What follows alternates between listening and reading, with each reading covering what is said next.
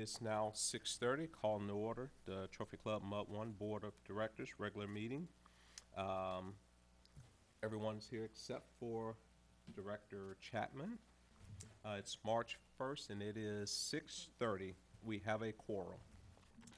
Okay, citizens' comments. This is an opportunity for citizens to address the board on any matter, whether or not it is posted on the agenda. The board is not permitted to take action on or discuss any comments made to the board at the time concerning an item not listed on the agenda. The board will hear comments on specific agenda items prior to the board addressing those items. You may speak up to 4 minutes or the time determined by the president or presiding officer. To speak during the term, you must complete a speaker's form that includes the topic of your statement. Citizens' comments should be limited to matters over which the board has authority. Are there any citizen comments? No. All right, hearing none, we'll move to the consent agenda. All matters listed as consent agenda are considered to be routine by the board of directors and will be enacted by one motion. There will not be a separate discussion on these items. If discussion is desired, that item will be removed from the consent agenda, will be considered separately. One, consider and take appropriate action to approve the consent agenda. A, February 2019 check register. B, February 18th, 2019 regular meeting minutes. I'll entertain the motion. I unless move there are to comments. approve consent agenda with February 2019 check register and B, February 18th, 2019 meeting minutes. We have a motion to approve the via consent agenda, the February 2019 check register and February 18th, 2019 regular meeting minutes. All in favor indicate by raising. Did you get a second? Oh, no. I'll second. Seconded by, we have a motion by Secretary Treasurer Flynn and a second by Vice President Rose. All in favor indicate by raising your hand. Motion passes unanimously. We'll move into the regular session. Consider and take appropriate action regarding approval of a compromise settlement agreement and release provided for the resolution of claims and disputes pertaining to an alleged property damage at 1040 Trophy Club Drive. In your packet, Staff?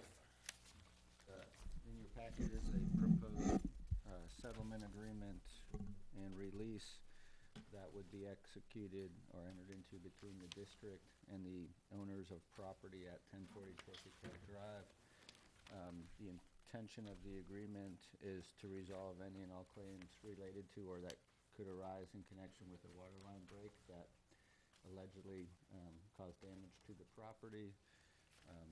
I'm happy to answer any questions. As I understand it, the property owners have approved and executed the agreement, so we're presenting it to you for approval and execution.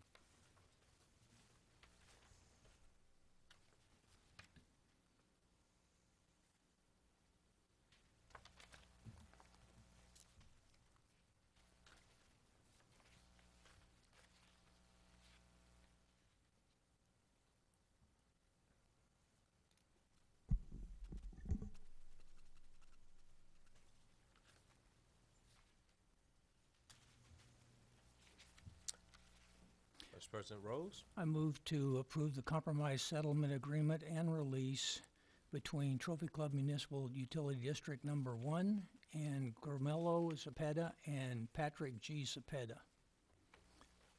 Here we have do you want to list them out?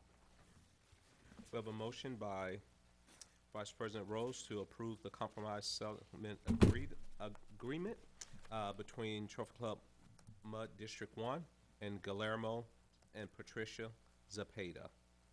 Do I have a second? I'll second.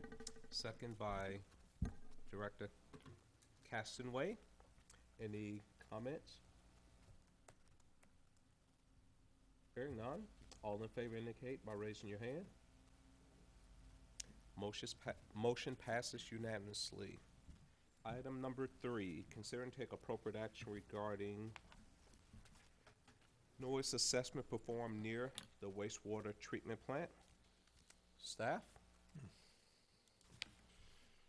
The right one. Thank you, Mr. President. I'll try to be brief with this. I wanted to present just the results of the noise study as it pertains to the neighbors of the wastewater treatment plant. Back in December of 2018, wastewater treatment plant noise concerns were reported to me by a neighbor of the facility, a neighbor located at 406 Hershey Way, which is a road within 1,000 feet of the wastewater treatment plant. The noise reported was a concern to me, and both in terms of the impacts that our facility might be having on our neighbors, but also if it were having impacts on our neighbors, then certainly it would be having impacts on our own employees. So we solicited proposals for a group with expertise in this area to come in and do a noise study. 2 of those proposals were received in January of 2019, and in late January, the study was awarded to SRP Environmental LLC. On Valentine's Day of 2019, the study took place. I'm going to talk a little bit about the results, but effectively it had 2 components. One was to apply to all of our employees noise dosimeters, which they wore throughout the entire course of their day, to study the cumulative effect of noise on those employees. And then second, we wanted to measure the sound levels for our neighbors when different pieces of equipment that may or may not run continuously were turned on at the wastewater plant. We did that study on February 14th. On that same day, Valentine's Day, we took the neighbor who expressed the concerns first on a tour. When I say we, I mean myself and Director Flynn, who is also a close neighbor of the plant. Took Mr. Hall on a tour of the facility. He got a chance to meet those conducting the study on site that day. Early in March, we shared with our board, and we haven't yet with our employees. That happens later this week, but we shared the report for the off-site noise impacts with our board and with our neighbors in preparation for tonight's meeting. So again, the methodology was fairly simple. Employees wore collar-mounted dosimeters that basically measure the cumulative noise exposure of our employees throughout the course of a day. They attached to the shirt and were generally unobtrusive. They didn't get in the way of what those people were doing on their given day. It was expressed to us by our neighbor that in terms of community exposure, that we might not have the piece of equipment that was the source of the noise that was causing the concern running on that given day. So for methodology, we chose to actually turn on every piece of equipment we had on the day in question, and we measured it in 4 places. We measured it at the source, we measured it at the fence line between us and the nearest point of Hershey Lane, we measured it in the driveway of our neighbor at Hershey Lane, and we measured it again in the driveway at 661 Sheldon Drive, who was another neighbor who voiced similar concerns after the first concerns were expressed to the staff. On that day, every piece of equipment that we had was turned on and was measured in those locations, in particular the ones that are run intermittently. For example, we even did things like we store our Vector truck there. We turned it on, and we turned on the equipment on that truck and measured its impacts on the neighbors. Even though it's not physically mounted there, it is in fact a source of noise that's located at the wastewater treatment facility. I'm not going to get into the impacts from the employee part of the survey. There were really none that raised a level of concern with our consultant. But I wanted to focus on our community results. All of the results that were measured off-site were within the accepted ranges as established by community noise exposure levels and noise pollution levels. These are national standards that are often used in the development of noise ordinances. Those were the ones that we measured against, as the town of Trophy Club itself does not have a numerical noise ordinance today. The baseline noise level measured off-site for our neighbors was 45 decibels from our facility, with somewhere between 6 and 10 additional decibels contributed from other sources such as lawnmowers, diesel trucks driving past the site, delivering construction supplies, etc. On site at the source, there were 4 processes that exceeded the 85 decibel value.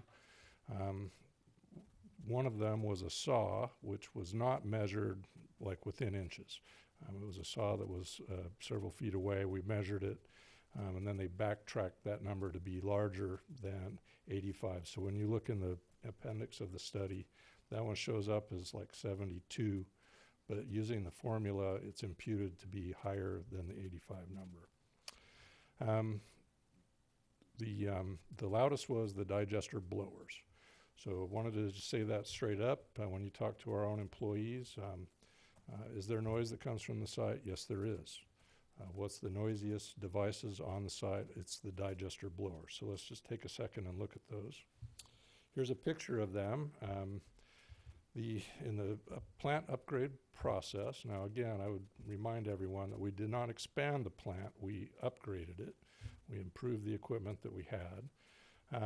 One of the early parts of the project that was deleted from the project was an upgrade of what we call our sludge processing facilities, our aerobic digesters.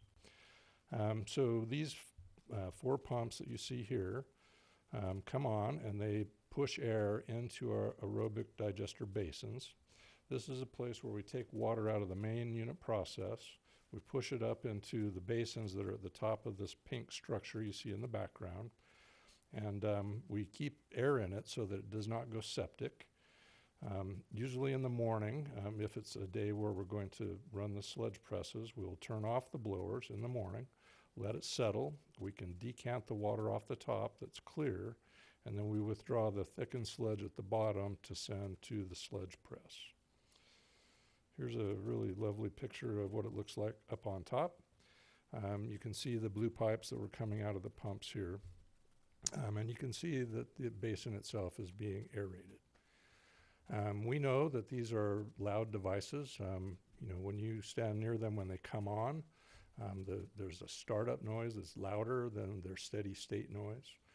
And anecdotally, our employees tell us if it's wet, if the belt on those motors that drives the compressor is wet when it starts up, it's even louder until the belt itself dries out.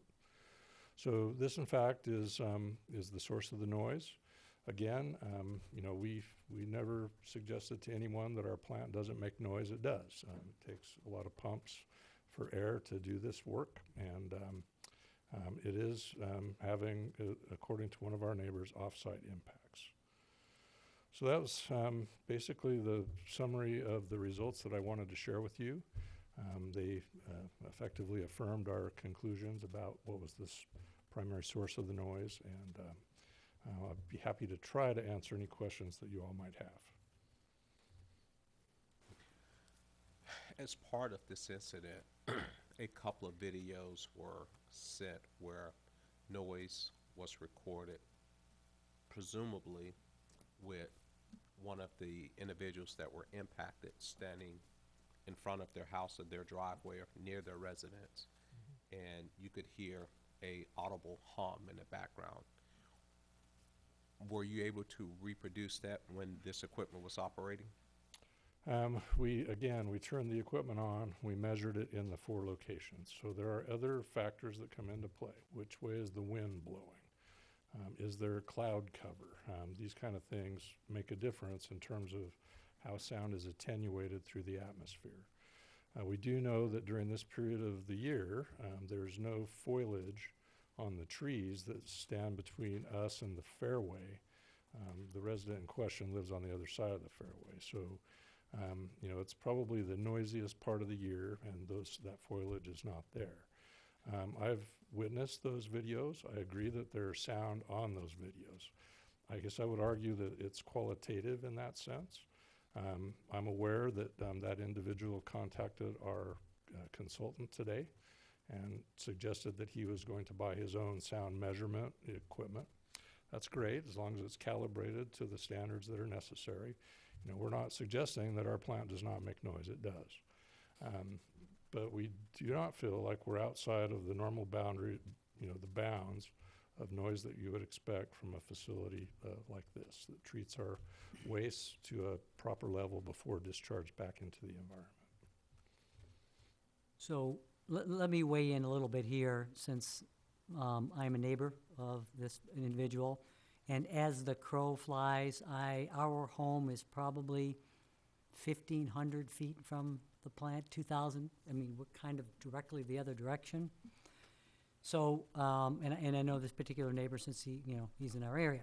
So we've communicated many times, many times, which is why I wanted to be at the noise study that day on the 14th of February.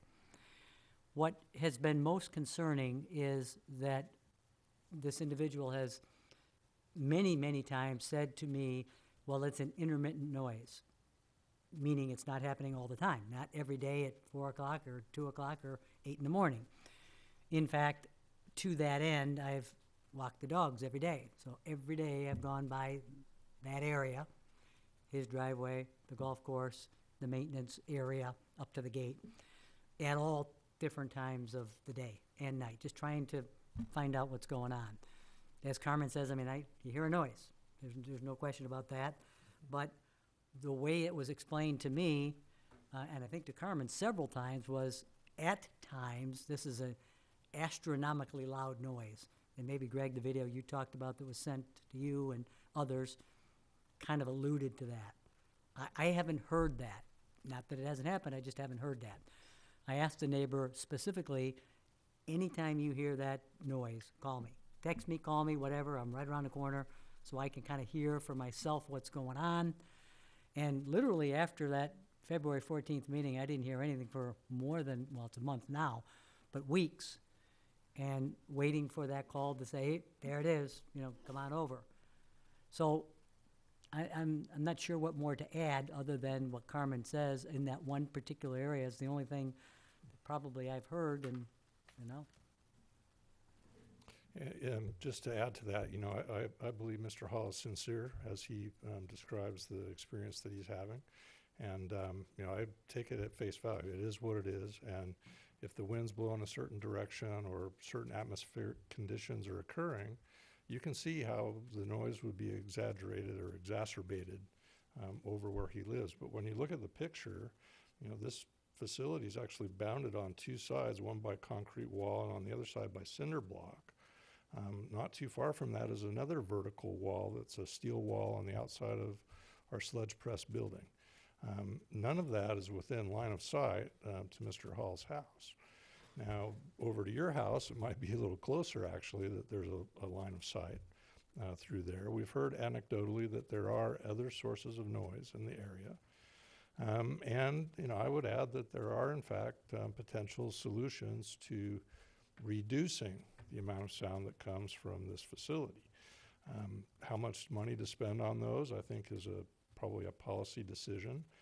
From a technical point of view, the noise that our neighbors are experiencing, according to the study, are within normally accepted boundaries for noise pollution. We can spend money on dampening that even further. I don't know that that would be the highest on the staff's priority list to make those expenditures, but we could do it. He sent over, clear back in December or early January, some cut sheets for sound insulating barriers. They're about 4 feet in width, and I estimate that we could put such a barrier around these pumps for about $100,000. So how much that would attenuate the sound, I don't know.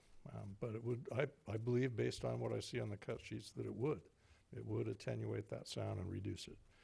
That would have a positive impact for the employees as well. I just, if we have to choose where we're going to recommend spending $100,000, I don't know that this is it. Well, my other concern is, I agree with potentially that solution, but the high-pitched screaming noise that Mr. Hall has expressed to us, to you, is not indicative of anything that's going on that I've heard from that area. I mean, there's kind of a constant, murmur, if you will. My concern is spending money to rectify something that doesn't solve whatever the problem might be, if in fact we could ever figure out what that was. That's my only concern about doing that, because have we really 100% identified the problem, not in my mind to the extent that the owners brought it to our attention.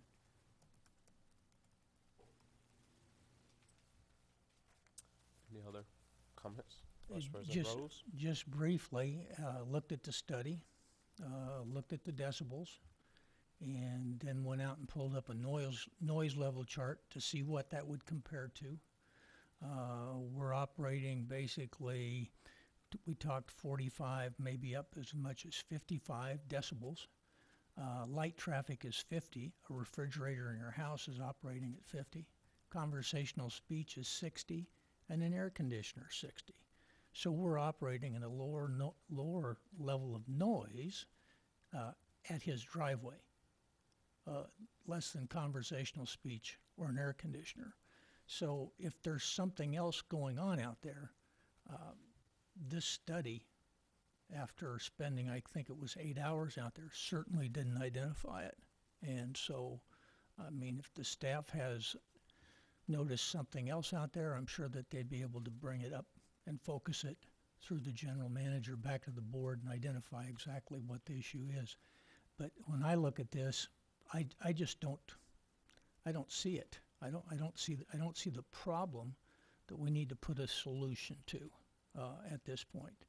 I understand there are other noise generating equipment beyond our border out there, and I don't know whether those are a factor. But I just, at this point, other than saying, yes, there's a background noise out there, a hum, I don't know what to say. I mean, I can hear the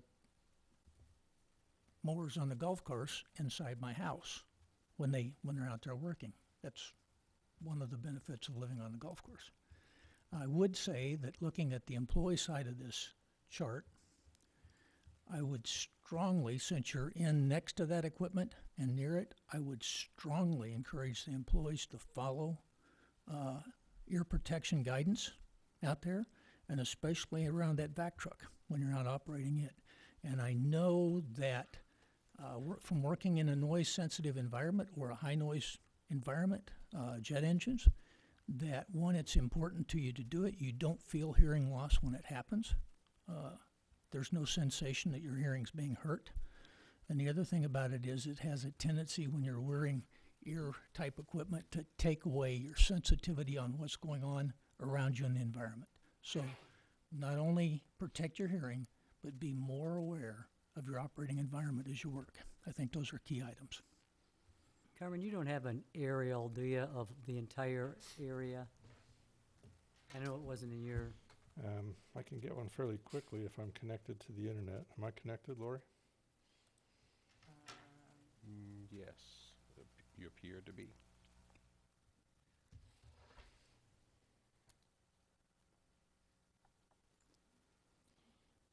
If I can get a hold of it.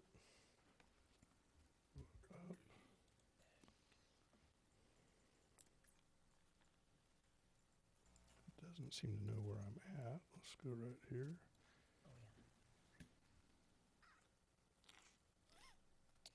So for reference, 406 Hershey Way is right here on this circle. And 661 Sheldon is over, I believe it's this empty lot, but it could be the one right next to it. And then the wastewater treatment facility is here within this larger block. The Parks and Rec building is in between us. And then the golf course maintenance facility is here with a concrete pad underneath it. Is that helpful? mm-hmm. The digesters that you were referencing, where are they located? They're right here in this area. You can see that in this picture was prior to the construction trailer being removed. So there's 2 trucks parked here. Here's those 3 motors, or 4 motors. And the piping that comes up into these boxes, that's all still the same as it was before. The only thing that was upgraded during the project was we replaced the motors themselves and the blowers. The piping and the concrete boxes are still the same as they always were. This construction trailer was a part of our contract with Weber Cadagua / Pepper Lawson Partners. It was removed as we got towards the end of the project. We'll hear a little bit more about that today. But, you know, for 2 or 3 years, there was a construction trailer jammed in here. And, you know, during the business day, we usually turn those blowers off, let the basins settle, decant the clear water off the top, pull the thickened sludge out the bottom and send it to the sludge press. So that's still a practice that's practiced today.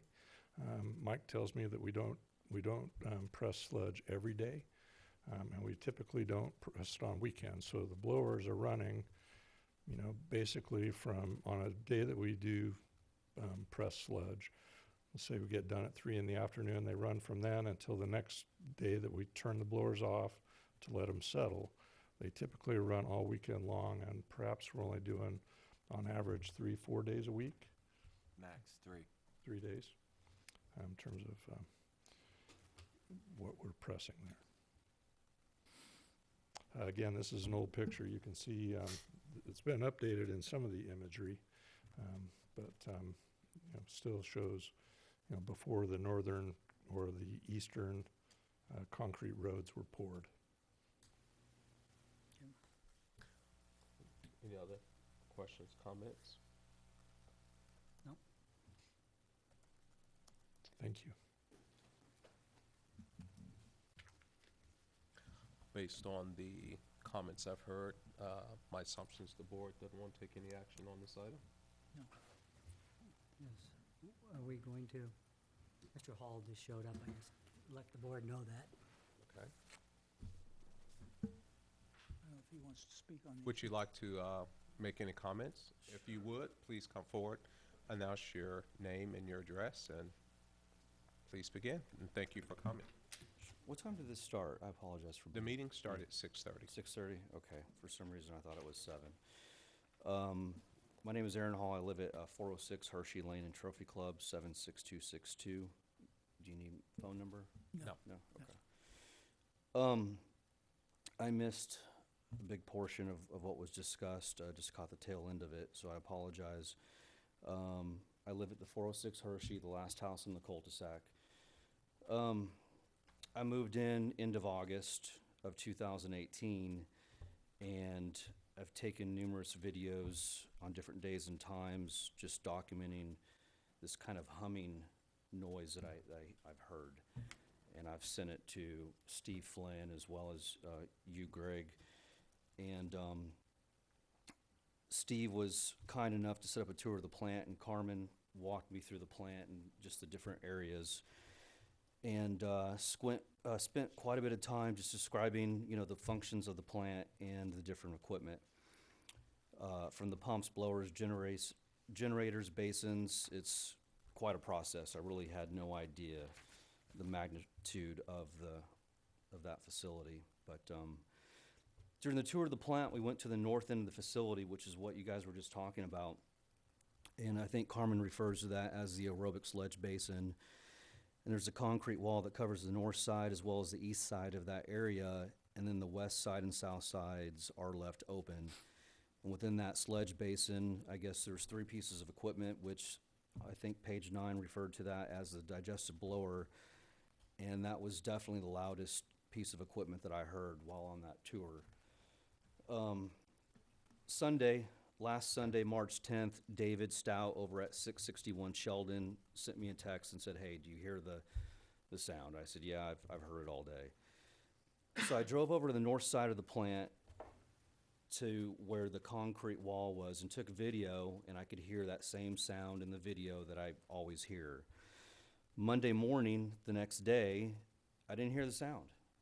So I went back to the same spot, took video, there's nothing.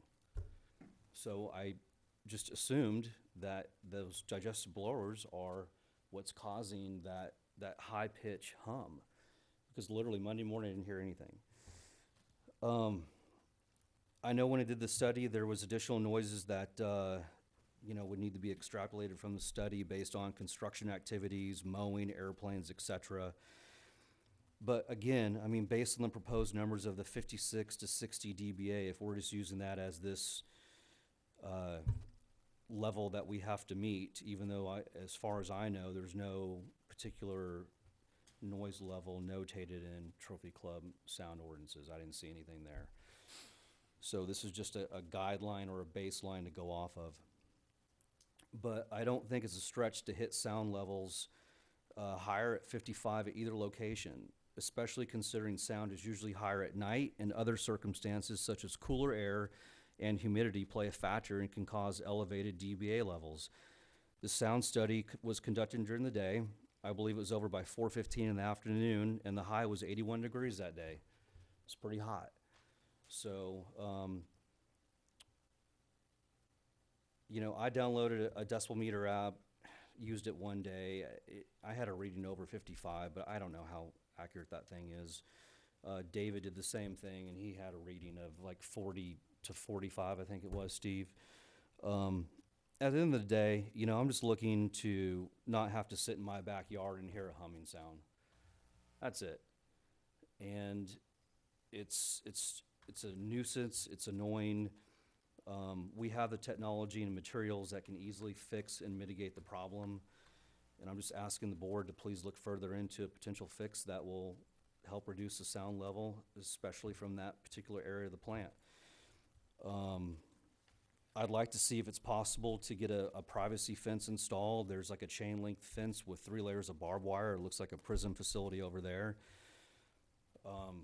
There's a huge blue dumpster that I get to look at, and a side-by-side refrigerator was out there next to the dumpster last week. There's trash all up and down the area that's been there for years because there's no branding on the soda cans anymore. And, you know, I think it's just going to enhance the neighborhood. We have a nice community, and, you know, mitigating that sound and putting a privacy fence, I don't think is something that is going to hurt the residents of Trophy Club, especially Canterbury. So it's literally kind of turned me into a crazy person, you know, driving around taking videos of this stuff. I've got 2 kids, and I've got a lot of other things to do besides worry about this constant humming sound. And, you know, it's what I hear. I have videos. I don't know, you know, apparently the studies show that it wasn't according to the OSHA guidelines, but it's a problem. It really is, and I really, really hope that you guys address it. That's all I have. All right, thank you for your time. Appreciate you coming. Mr. President, I would just add, when I was on a tour with Mr. Hall and Director Flynn, I actually concur that a lot of our fencing looks like prison fencing. It's got 3 strands of barbed wire. And it's not just the wastewater plant, but I would go so far as to say all of our well sites that are out within the community, as well as our lift stations that do have fencing. My intent is to budget for upgraded enclosures around those facilities going forward as we replace them. So, you know, I think we just did this fence out here, which was a pretty big investment. You know, the one thing that concerns me about that is wood fencing does not tend to have as long a lifespan as some other types of fencing does. But it really looks nice. I was happy to get this one done. It's not inexpensive. You know, when I drive over to the Tom Thumb to get my lunch, it's usually half a small container of Greek salad. That's what I've been eating lately. You can see well number 2 right there outside the sound wall on the frontage road going east. And the fence is bent over in the middle. It oftentimes has garbage stuck on the barbed wire. I would like to upgrade that to a nicer standard just because you know, we're going to have to replace it and fix it at some point in time. So you can anticipate that we'll be pushing that forward as a budget initiative on an annual basis. I want to add also, I agree with Aaron. As a neighbor, when I walk by, noise discussion aside, that whole area next to the 3rd hole where the trees are, I mean, it looks like hell. It's terrible looking. I mean, there's that trash container that's out there. There's garbage everywhere. I understand, you know, there's budget issues, but just cleaning that up and making it look respectable, I don't think is unreasonable by any stretch, because it looks bad. It looks bad for the neighborhood. It looks bad for the plant. Again, that's not even addressing the noise issue. That's just a cosmetic thing that I think we should probably look at.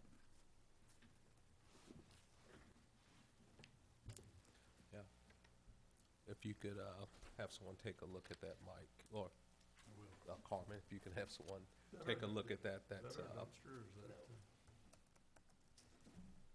Yeah, so, our friends at the Parks facility operate that dumpster, and, it's just outside. I mean, it's a shared thing, obviously, they're on our facility. But, I'm sure you can talk to the town manager about that. Yeah. um, I'm sure you, was that refrigerator ours, though? No. is it still there? Maybe that was a volunteer. I didn't see it this But morning. I I saw seen it the other day, there was like a two-door stainless steel, kind of faux stainless steel.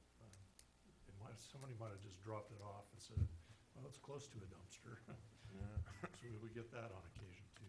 So it's like Alice's Restaurant, they just keep throwing stuff on top of it, you know? Alice's Restaurant. I'm dating myself there, huh? Second time you made that reference. That's Thank you. excellent. Any other comments or actions required on this item? The only thing, I would say one thing, I'm going to encourage the staff to keep an eye out for this noise and see if we do pick up a peak out there and see if there's something above this background level that we're working with now. I mean, if there's something out there, whether, Yes, sir. something gets tweaked just right, then it starts screaming and hollering. If we can find that, that'd be good. Keep an eye out for. I sure will. Anything else? All right, we'll move to item number 4, consider discussion and possible action regarding winter average analysis completed by New Gen Strategies and Solutions. Staff? Mr. President, I should have noted earlier, but our finance manager is not with us tonight. Although in the run-up to his absence, we were working with our friends at New Gen on getting this data into the model and preparing this for your consideration this evening. So I think I would just turn it over to Chris if I were you and let him guide us through the findings. Chris? All right. Mr. President, members of the board, good evening. Again, Chris Eckroot with New Gen Strategies and Solutions. It's a pleasure to be with you again. Tonight I have Michael Summerdorf with me. He's helped with the analysis this year, and he's going to be talking you through some of the numbers after I go through a quick narrative portion. But for those of you that may be new to this, let me back up a little bit and explain what this is about. So most retail public utilities do not meter sewer flow. So your house, obviously you flush toilets, you run things down your sink, that goes into the sewer system. We typically do not meter sewer flow. It's impractical, in some cases it's impossible, it's not cost effective. So we have to have a way to be able to bill our customers for sewer flow, what is going back into the sewer system. So what most utilities do, they use what's called a winter average water use. So you look at the water usage for each residence during the winter months, so looking at December, January, and February. You average that together, and the assumption is made that that average is what is returned to the sewer system every month for the entire year. This should work because we shouldn't be irrigating our yards during the winter. Now, we live in Texas. That's not always the case. Some people do choose to irrigate their yards during the winter. But if you're not irrigating, then everything that's going into the sewer system during the winter months should be reflective of your sewer flow. So what we do is after the winter average is established, we have to come back in and we have to look at sewer rates specifically again, because we adopt our budget and we set rates in accordance with the fiscal year, so starting in October. At that time, we have a different winter average when we set those rates. We then come in, we reset the winter average at the end of February, so coming in March, we have to reset the sewer rate to make sure we get the same level of revenue. Let me be very clear, we are not generating more revenue. We are not changing the dollars. When you think about rates, rates are simply a fraction. Dollars divided by units. If the dollars, the numerator, stay the same, and we change the denominator, that makes the rate go up or down, depending on if we increase the denominator or decrease the denominator. So that's all we're dealing with tonight is what has happened with the denominator based on the most recent winter period, and what impact does that have on the rates. Let me also be clear, If rates go down, that doesn't necessarily mean a resident's bill is going to go down because their winter average has changed. Also, if rates go up, that doesn't necessarily mean a resident's bill will go up because their winter average may have gone down. You have to look at these two elements together, and we'll talk about that more as we go through the presentation this evening. So with that said, what are we seeing? We've just gone through a rather wet winter period. What we have seen is that the residential winter average has gone down. Overall volumes are down about 8%. So you can see on the screen right now, last year on a per account average basis, our winter average was about 6,955 gallons. That has gone down because of this last winter period to 6,352. Let me go back to my fraction. Our dollars haven't changed. Our denominator has gone down. That means rates need to go up. That's what we've seen here. At the same time, on the commercial side, so we use winter average to do residential billing. Typically, what's done in the industry on the commercial side is we bill for all water use. We don't use a winter average on the commercial side. That's typically because your commercial businesses either A, are not irrigating, or B, they typically have a separate meter for their irrigation system. That is an industry standard practice to bill commercial customers based on all water use. So what we've seen on the commercial side, we've seen just a very slight increase. It's 0.28% increase in commercial billings, so very slight there. At the same time, as residents has gone down, commercials basically stayed flat, we've seen an increase in our plant flow.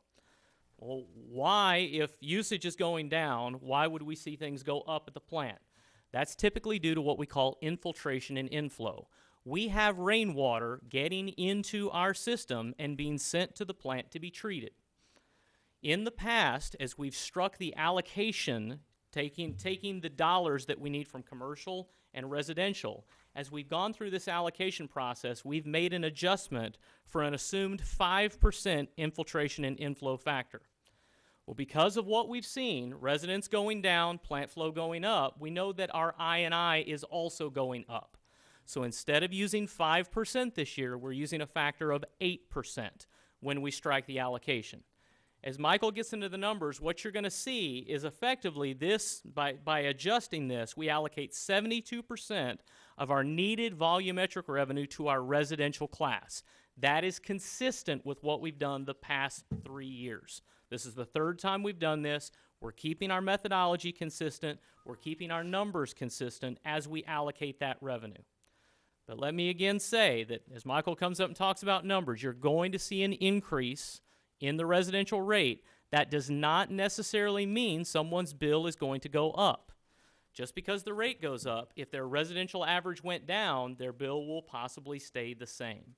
So I do want to be very clear on that. Yes, sir. So what then impacts the commercial side of it? More commercial use? More commercial use, yes, sir. Okay, so as PD 30 comes on board here in the next year or two, HG Supply, does that not impact? That could potentially impact it. As you have greater commercial use, that is going to shift more revenue requirement, or what we need through rates. It's going to shift more revenue recovery over to commercial. So you may see that change as more commercial businesses come online. Any other questions on that before Michael comes and talks you through some numbers? All right, very good. Hello, everyone. So Chris talked about the denominator. We're going to talk about the denominator right here on slide 4. So again, you'll notice how we went from 366 million gallons of residential winter average use in 2018 down to 337 million gallons. Again, that reflects that 8% reduction in winter average for residential customers. Next, again, you'll see that very slight increase there in commercial water use for the 12-month period, going from 97.8 million to 98.1. Again, that's that 0.28% that Chris was talking about before.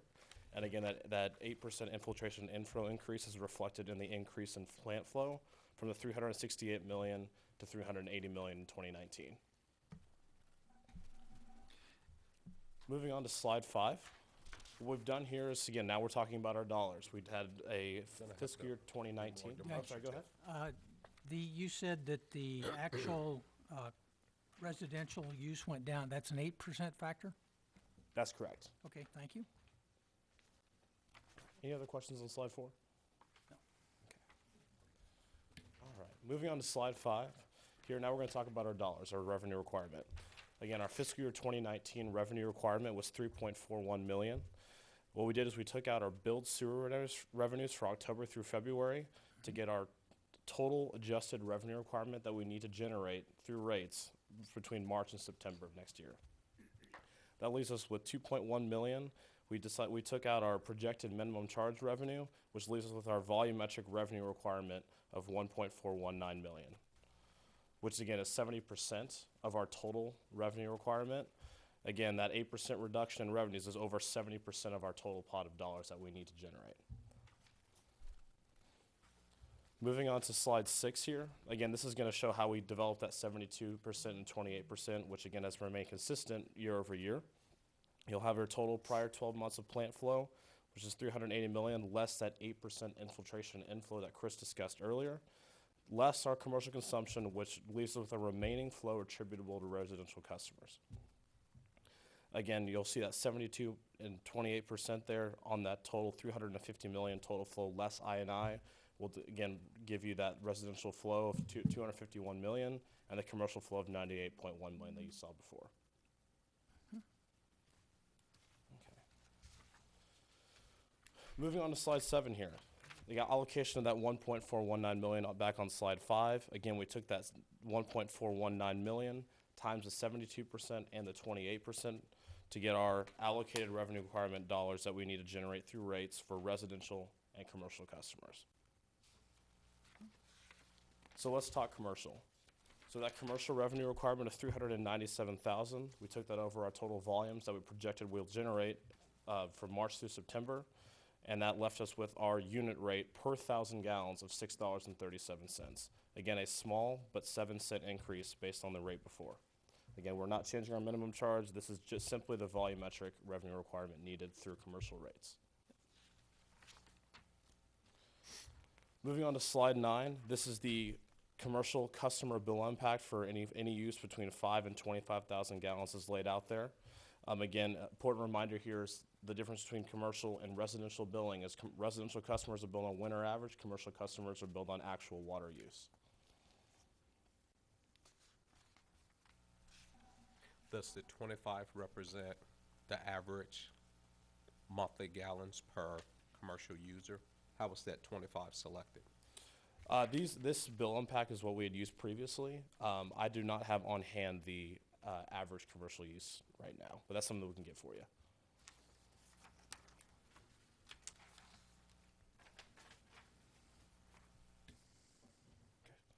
Okay. Any other questions on the commercial customer impact? We'll get that average for you guys. Okay. Moving on to slide 10.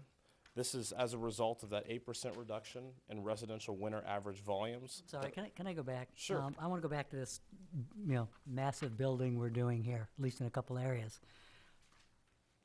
Obviously, it'll have an impact on commercial. PD 30 is going to be pretty big. How do we forecast that? Or how do you forecast that? Or do you, I'm not sure how you play that out over the next year or two. So if I can jump in here, we are setting these rates based on what we know now. This will be in effect for the next 12 months. These do not take into account any future growth. Typically, we take that into account when we change the budget and change rates in October. That's typically when we make that adjustment.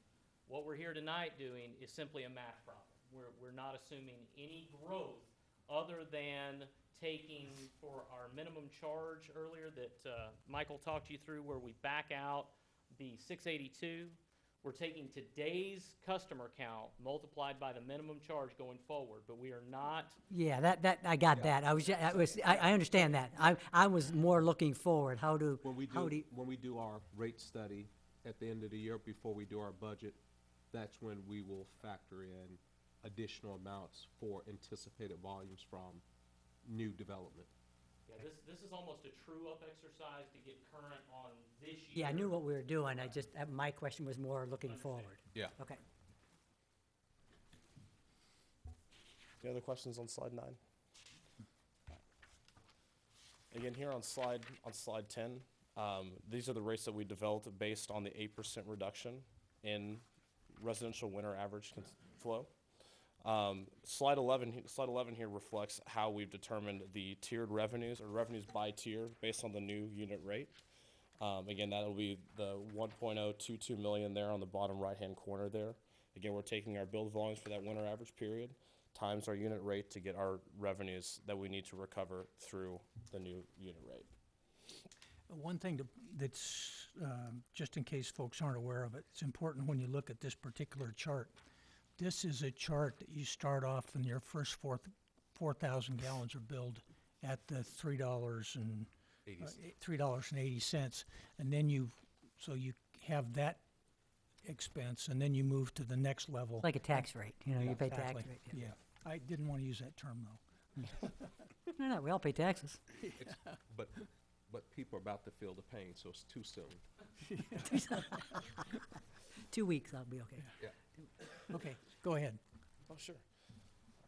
So on slide 12 here, this is where it comes down to the customer impact here as well. So again, you guys remember, if our winter average goes down, the bill may not increase at all. So this is just something to reflect, again, if the winter average stays the same or increases, then their bill would increase accordingly.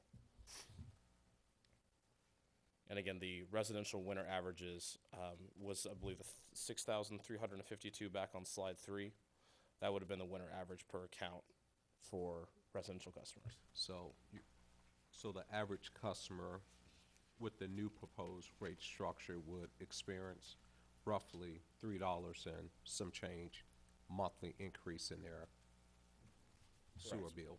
Assuming their winter average stays. Yeah, mine went down. It's like how, but it did. Well, I can answer that question, but we'll discuss it after me. We'll have a study done on that beginning tomorrow. Okay. All right. I'll turn it back over to Chris to wrap up. So again, just to emphasize very quickly on this screen, if your winter average stayed at 5,000 gallons year over year, you would have an increase of 304. If your winter average went down, you might have a small increase or your bill may stay the same. You have to look at the rate change in concert with the change to your winter average. Okay. So again, we are recommending you maintain your allocation between residential and commercial at the 72-28. Those are rough numbers. We take those out to about 5 decimal places if you're interested. And then again, we are recommending that you implement the residential and commercial increases that we've shown here. This is simply to stay current with your current budget. This is not to generate any additional revenue. We're not changing anything on the dollar side. This is simply based on the change in units. Are there any other questions we can answer this evening? Probably the only other thing to make note of is we are changing our I&I percentage. Yes. So the model is changing in that we're going from a assumed 5% to what we've actually experienced, which is 8%. The 5% was a agreed to number based on the methodology that was developed 3 years ago. As we've seen, because of the wetter winter, the wetter period in some cases we're still in, because of that wet period, we've seen that go up. So the 8% makes more sense when you look at the numbers we have now. It is a more logical number. Let me do this for those folks who are watching, and we bounce I&I backward and forth. Would you just go ahead and define I&I for us? I&I stands for infiltration and inflow. So you have infiltration, where you have a pipe in the ground and groundwater infiltrates into the pipe. Inflow is when you have say a sewer cap that is not secured properly on a sewer cleanout. That is rainwater inflow into the pipe. What that means is you have either groundwater or rainwater coming into the pipe and being sent to the plant to be treated. You're treating rainwater. Yep. We technically don't like that, don't want that. We want to keep the sewer system closed up so we don't have a lot of I&I going in and contributing to the cost of the plant. Yep. Thank you. I want to say the young man you brought with you did a nice job. Thanks for bringing him and throwing him into the lion's den. One other way to explain the inflow part is just to talk about manhole covers. Absolutely. All manhole covers have ventilation holes in them, and when there's enough rain on the ground, it just pours right through those holes in the vents and on into the sewer, where we treat water that's arguably very pure already. Absolutely. costs a lot of money to do that. And so when you think about that, the other way to think about it is if you spend money maintaining your manholes, you can actually save money long-term at your plant. So some of that repair and replacement pays for itself. Yep. Any other questions? All right. Thank you very much. Thank you.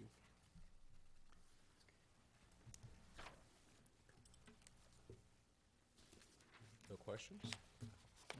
No questions. I do want to bring out, if the rule is rate order up here, I want to highlight something, besides the change in rates, if I find the page here.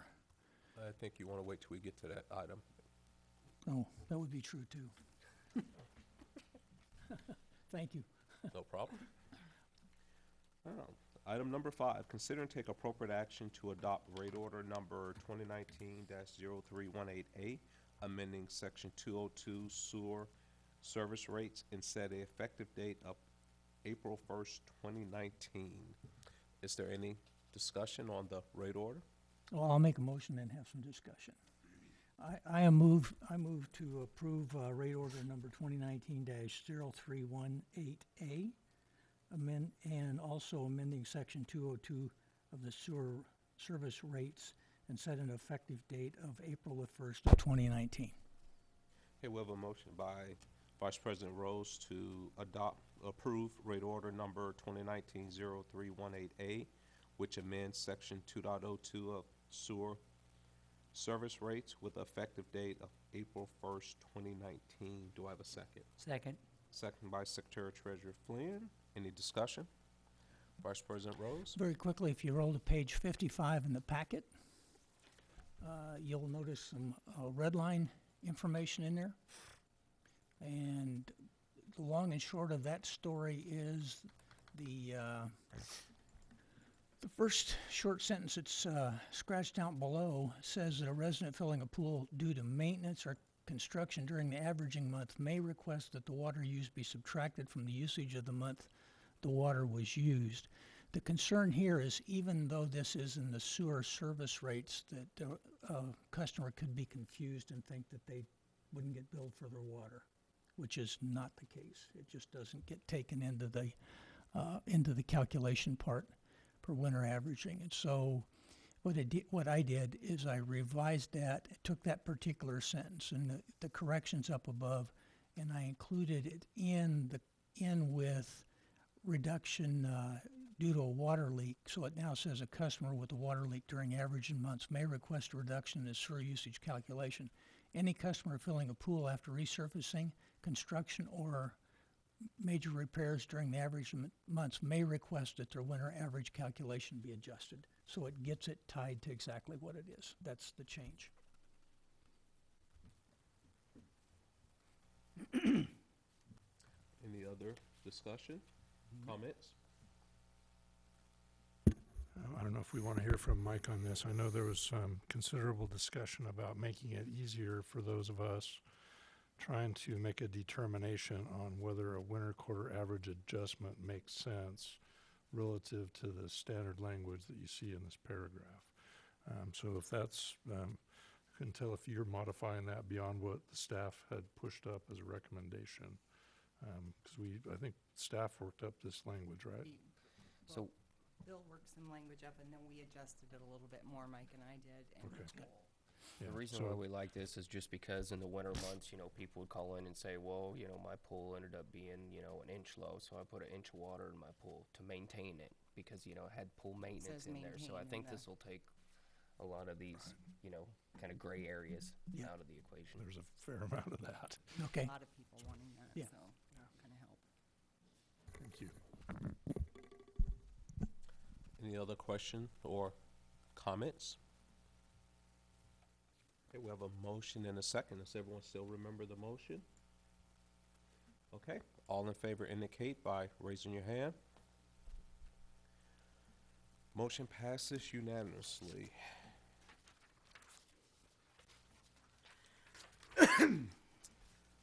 Item number 6.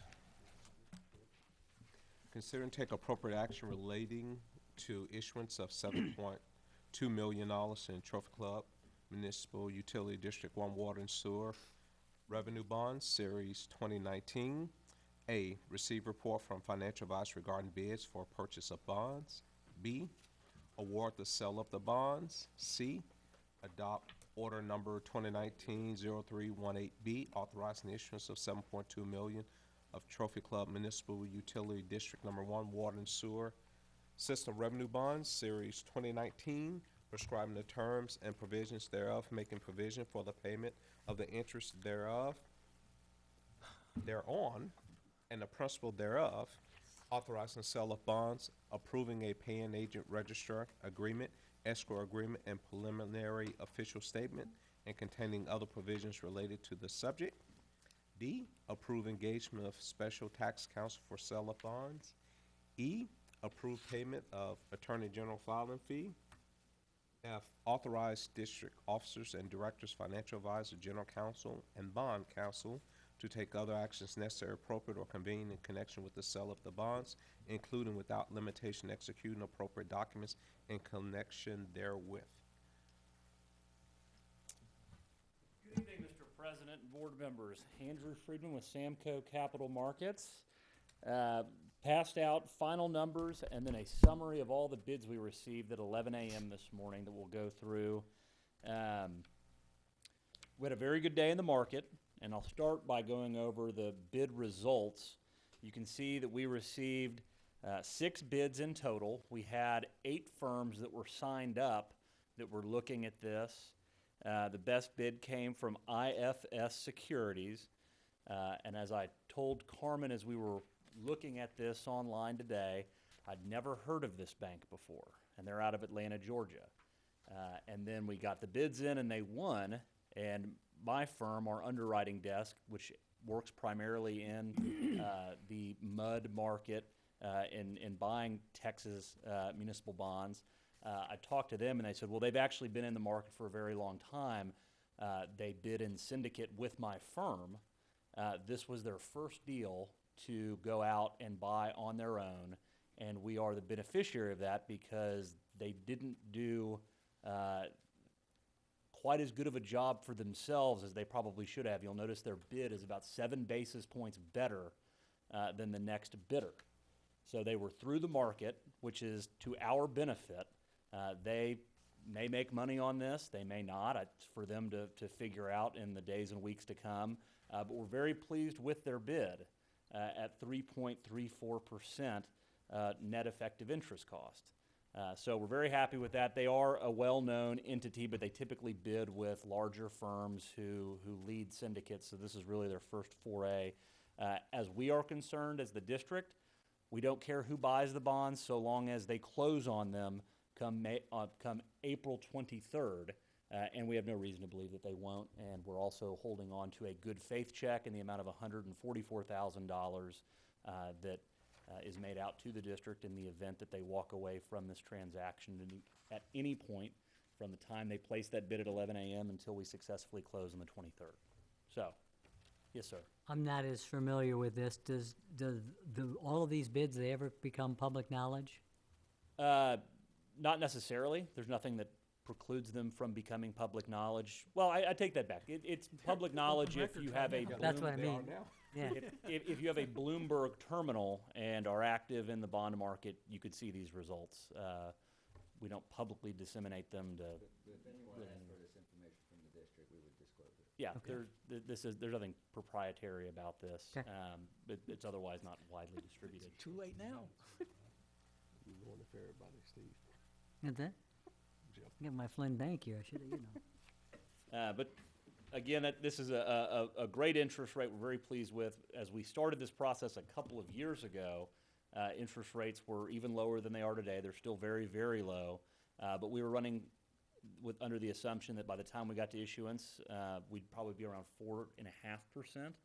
And so to be below 3.5% has brought down our annual debt service payments from where we were estimating $450,000 a year in annual debt service payments for 30 years. For the $7.2 million, we're down to $380,000 per year. So great savings for the district should you all approve the sale tonight.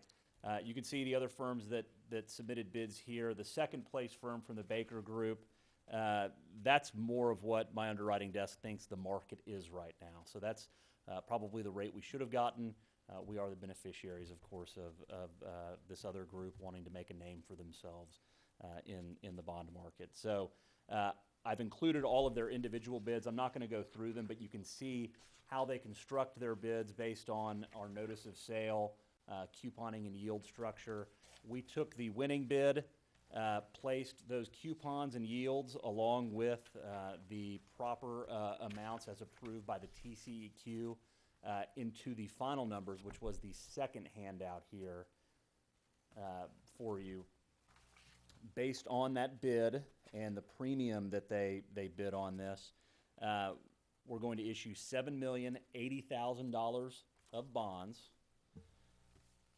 We've got a small net premium of $4,224, accrued interest, which is the interest that will come back to the district on April 23rd, that'll be deposited into your interest and sinking fund for repayment of the bonds. And then when you get to the uses, about halfway down the page, these are the escrow fund, the first two items that'll be put into escrow, and then the $2,852,000 and change that will be deposited to the district for us to expend as soon as we need, and that's for the wastewater treatment plant cost overruns.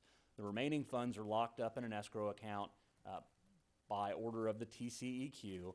Your engineers, as you hit certain benchmarks, will apply to have those funds released, and they'll release them in time, and it's a process that's dictated by the Texas Commission on Environmental Quality, not by us or by your bond purchasers. And then shown below there are the different costs of issuance that were approved, again, by the TCEQ through our application last year. As you flip to the second page, you can see the winning bidders' coupon and yield structure as bid. These bonds will become callable after 10 years. So on September 1st, 2028, we'll have the opportunity to refund these bonds if interest rates were somehow lower. We could do that at cost savings. If we had a stockpile of money built up, we could then call in some of these bonds and defease them or redeem them early with no penalty. We do not have the ability to redeem those bonds until we get to that 10-year call date. And then if you flip to pages 4 and 5, this is your annual debt service schedule. We've structured this for level debt service, meaning equal debt service payments over the next 30 years. This next year, it will be $326,000, and then from there, it'll be roughly $380,000 until we reach final maturity on September 1st, 2049.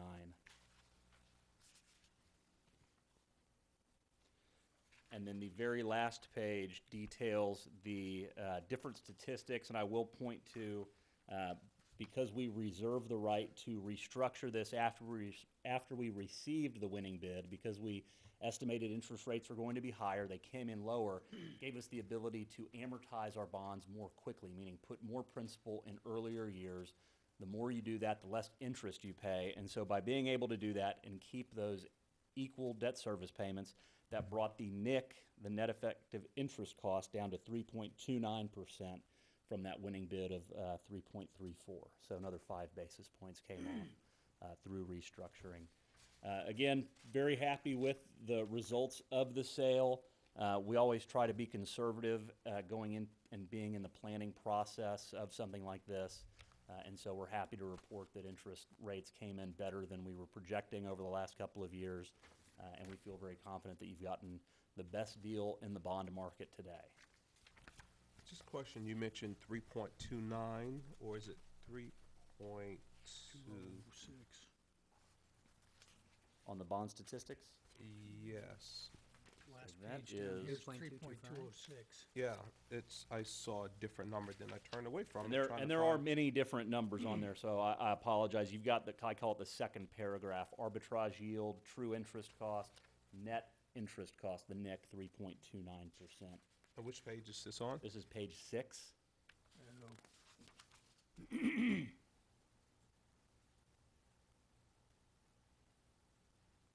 Okay. Yeah, it's up near the top. Second paragraph, third Yeah. line down.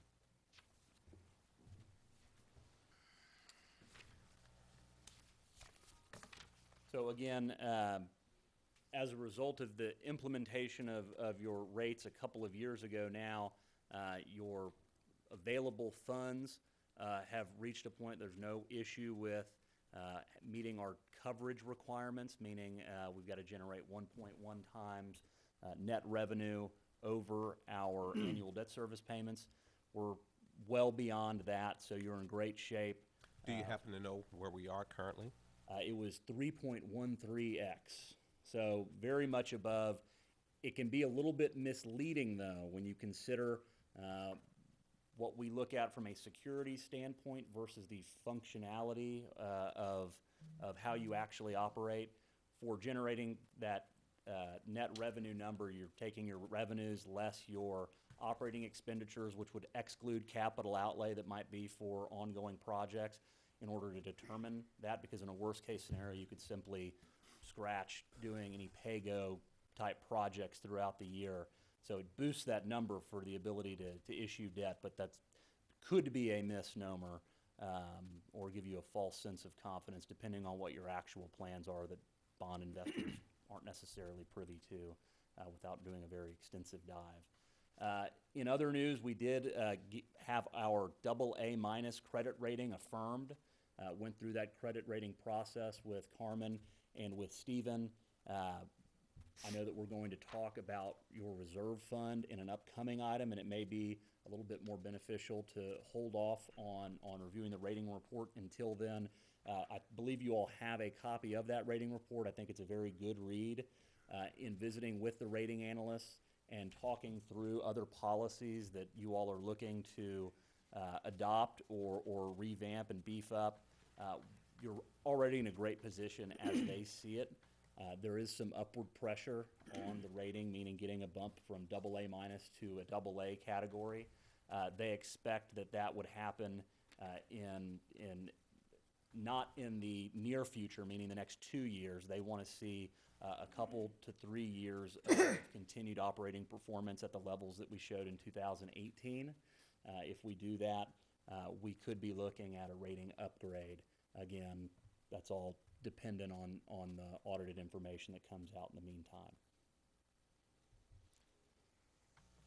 Carmen, I don't know if I've neglected to mention anything else, but I'm happy to address any questions that you all have. Well, certainly if you're going to stick around for the reserve policy discussion, then we can defer that till we get there. Otherwise, I would like to address both the comment regarding the segregation of funds from taxes versus revenue type funds.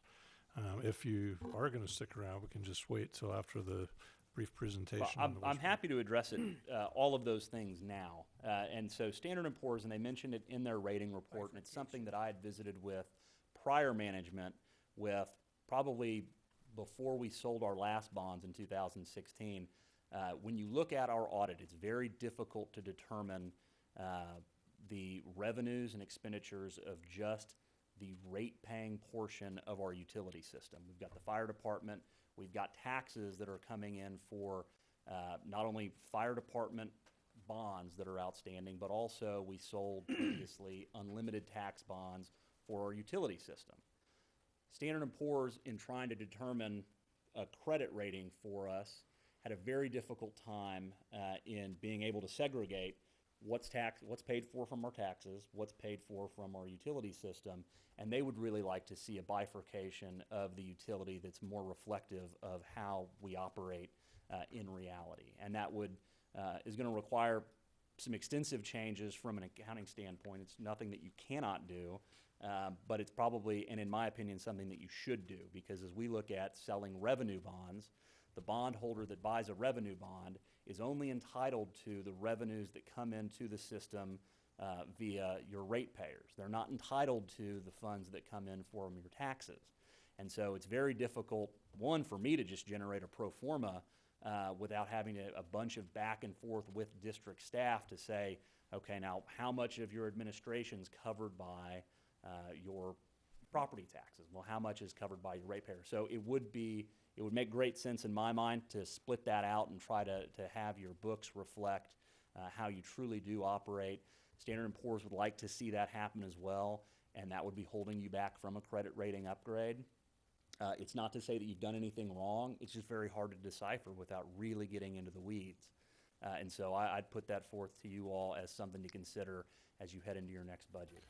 I think the place I saw that was in their statement regarding our coverage ratio. So it seemed to be, coverage ratios can be calculated for revenue versus Absolutely. revenue debt, but ours is kind of an all-in mixture And sort of a deal, and it seemed to confuse them. And this ties into your fund balance policy, certainly, because as we were talking about it, and as Standard & Poor's looks at your credit rating, they look for a couple of different things.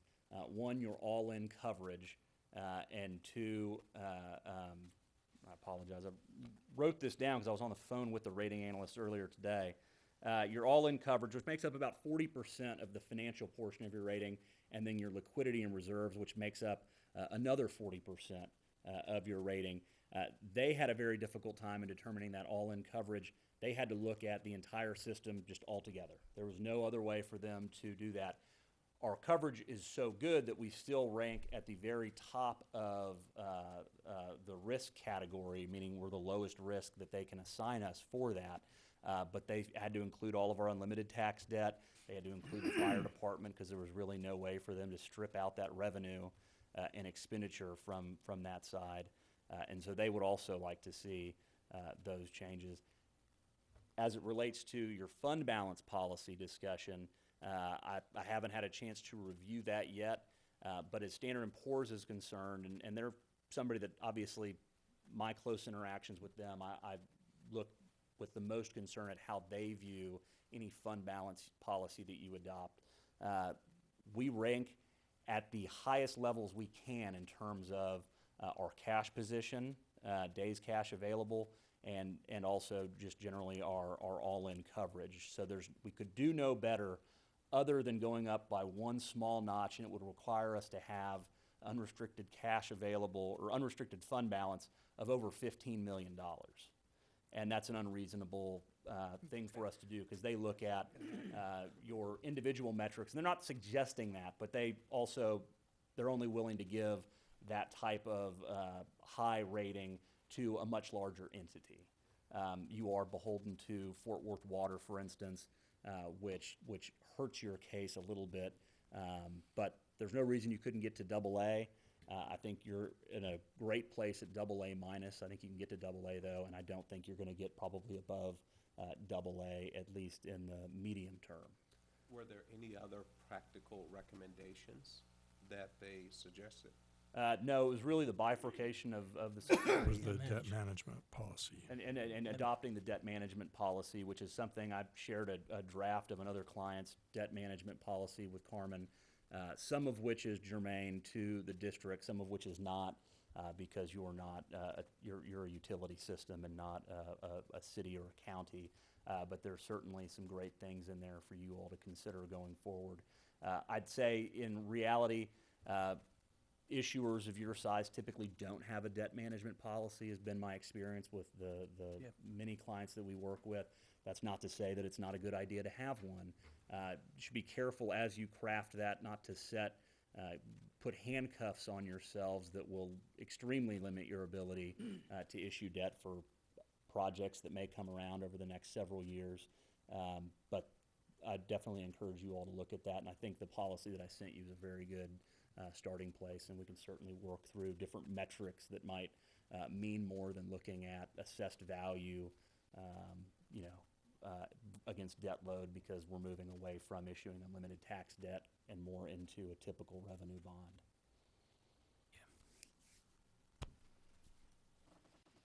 General Manager Carmen? If no one else has any comments, I'd like to thank our financial advisor, our bond counsel, our tax counsel, and our engineer for their help in filling out the applications and getting us through that TCEQ approval process.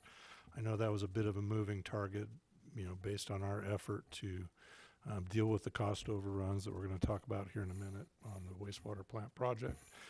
But all those folks are in the room, so I thought I'd take this opportunity to say thank you. And the one person who's not here that deserves probably one of the bigger thank yous is Stephen, who I know is now out and hopefully recovering. But he did a tremendous job. He's been learning on the ground for, I don't know if it's been the last year and a half, but he's really done a great job for you all, and he's learned a ton, a lot of times just through a fire hose.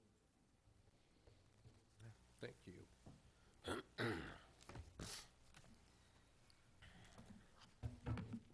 Okay, are there any questions or comments for our financial advisor here? Say it. We've got to adopt all that stuff now. Yeah. Hopefully, someone can impress me and do it in one motion. Don't think so. No, that's the reason I said hopefully. No. No, it's probably not practical, but give it a shot. I'll entertain a motion.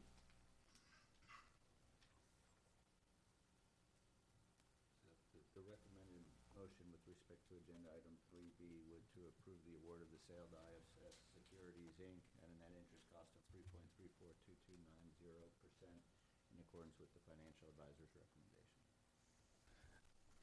I move what the attorney said. Did you say, what item number did you say? 6. Oh, I thought you said 3B. Okay, 6B. okay, that's what I thought, okay. Yeah. Yep. So we have a motion by Vice President Rose to approve order 2019-0318B, authorizing the issuance of the 7.2 million bonds as presented by bond counsel at the 3.29 net interest. Let's see. It'd be to approve the award of the sale of the bonds to IFS Securities, Inc. at a net interest cost of 3.342290 in accordance with the financial advisor's recommendation. All right. Do we have a second? I'll second. Second by Secretary Treasurer Flynn. Any comments? Okay. All in favor indicate by raising your hand. Vice President Rose, Secretary Treasurer Flynn, Director Castaway, all opposed?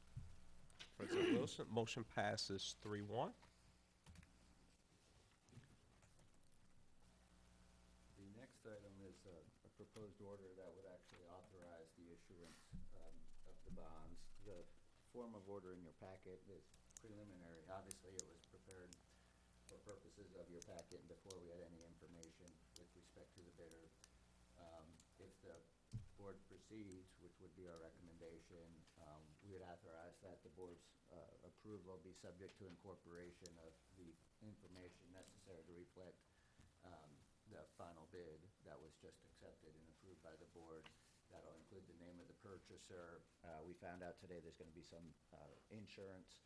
We'll include some language which addresses that, and there's some other information, the final reserve fund requirement and other information. So we would recommend approval of the order issuing the bonds, subject to incorporation of information to reflect the bid awarded by the board.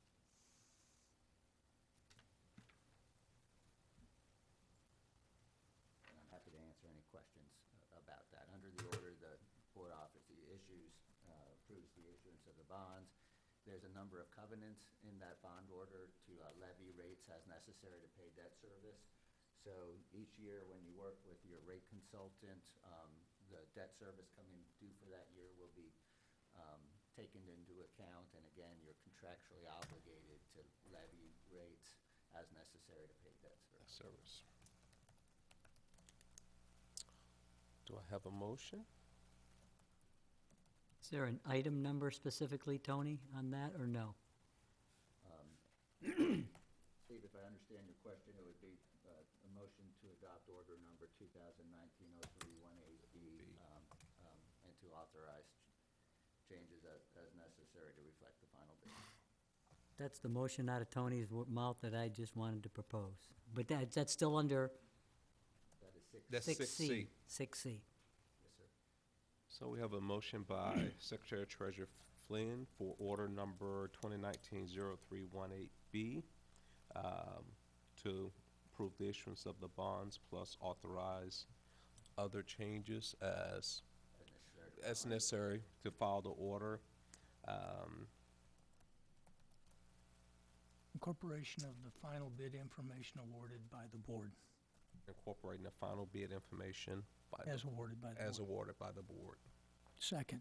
Second by Vice President Rose. Any other comments? Hearing none, all in favor indicate by raising your hand. Vice President Rose, Director Castonway, Secretary Treasurer Finn approves. President Wilson opposed. Motion carries 3-1. And just for the board's information, after tonight, my office will be putting together what's called the transcript of proceedings, which we file with the Attorney General's Office, the Public Finance Division, which has all of the information, documents, and proceedings taken by the board relating to the bonds. That's submitted to the AG's office for their review and approval.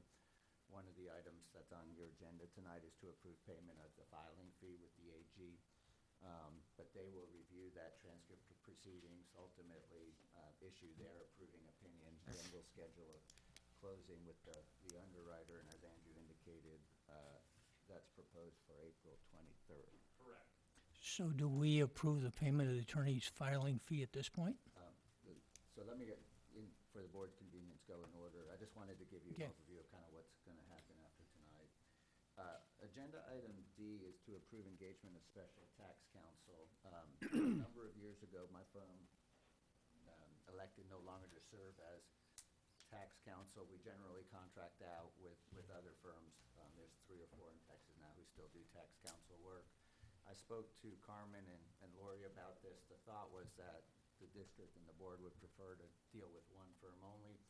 So, and either way is perfectly fine with me. In your packet is an engagement letter for my firm to serve as tax counsel.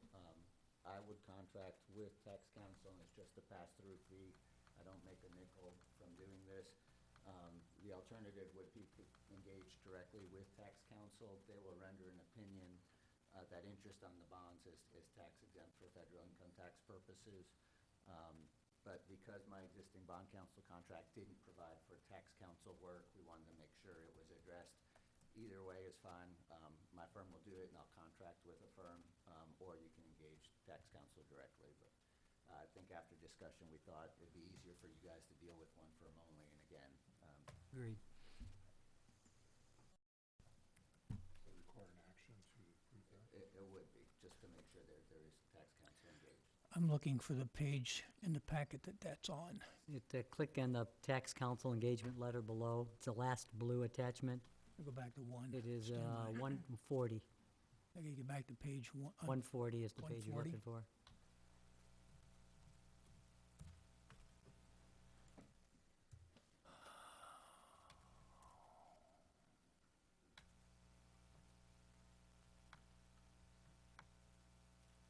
Okay, I move to approve McLean and Howard, I move to retain McLean and Howard LLP to act as special tax counsel for Trophy Club Municipal Utility District Number 1, as the purposes set forth in the letter dated March 18th, 2019.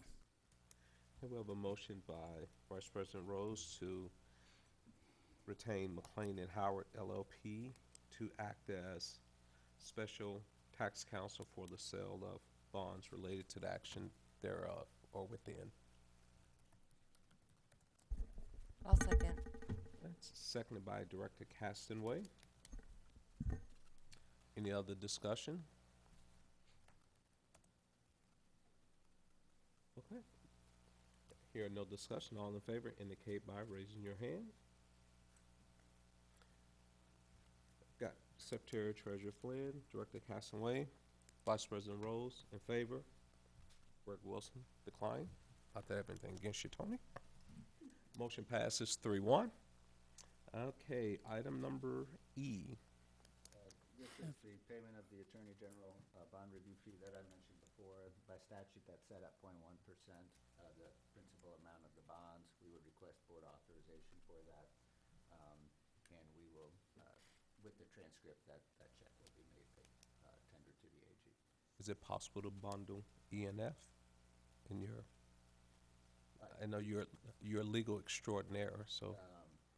Yes, and in fact, I would recommend approval of payment of the Attorney General filing fee and to authorize the district's officers and directors and consultants to take other action as necessary or convenient to complete the sale and delivery of the bonds. Motion. I move to approve payment of Attorney General filing fee and authorize the district's officers, directors, financial advisor, general counsel, and bond counsel to take other actions necessary, appropriate, or convenient in connection with the sale of the bonds, including without limitation executing appropriate documents in connection therewith. Okay, we have a motion by Vice President Rose to approve payment of the Attorney General filing fee and authorize district officers, directors, financial advisor, general counsel, bond counsel, to take the necessary and appropriate action in connection with sale of the bond and to execute appropriate documents contained therewith. Second. Second by Secretary Treasurer Flynn. Any other discussion? Hearing none, all in favor indicate by raising your hand. Vice President Rose, Secretary Treasurer Flynn, Director Castanway, 4. Gregory Wilson, against. Motion passes 3-1. Okay, we move to item number 7. Receive report and presentation from CPNY project engineer related to substantial completion of construction of a wastewater treatment plant and improvements.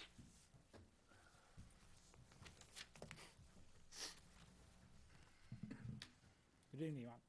I'm Keegan Glover. I'm a project manager with CPNY. I've been on the wastewater treatment plant. With me is Scott Wetzel. Scott is the process engineer on the wastewater treatment plant. Between Scott and I, we've been involved with this plant since 2012. And I've been working on it since then.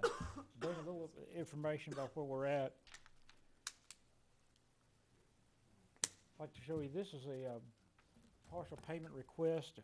Every month, the contractor issues a partial payment request for his payment, and this is a summary of where of his fees or where we're at on the project.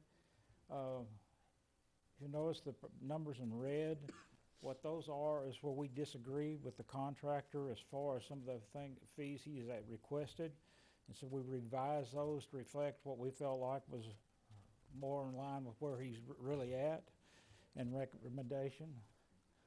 And this goes through February the 25th, 2019. He issues a partial payment request on the 25th of every month. As of the February 25th of 2019, the contractor is 99.38% complete with the project.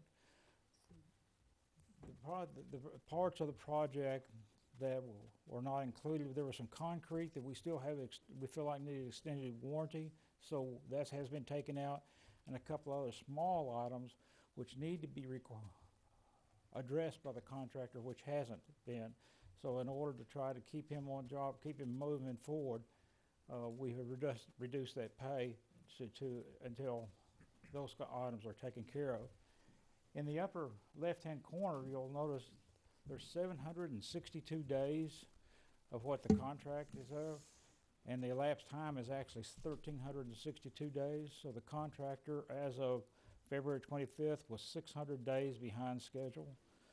And by contract, the owner has the right to collect $500, assess $500 a day for liquidated damages on the amount. So bring you update on where they're at. Show you some other things. This is in September. Kevin, before you move on, can we pop that one back open just real quick? Sorry. If it's all right if I interject a question here. I know Steve and Kelly are relatively new to the board, but talk a little bit about what is retainage.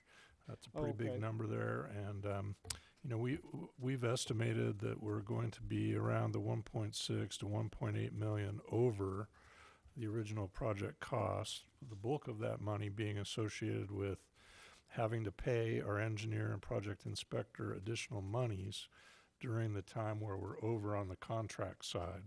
But retainage is a common term in engineered projects, so maybe you could just kind of touch on that, please. Yeah, in accordance with the project specifications, the project, we withhold the retainage until the contract is completely finished. It starts out at 10% for the first 50% of the project, and after that, it reduces down to 5%. So we are currently withholding $685,000 worth of the contractor's money as far as retainage to try to get the project finished. Thank you.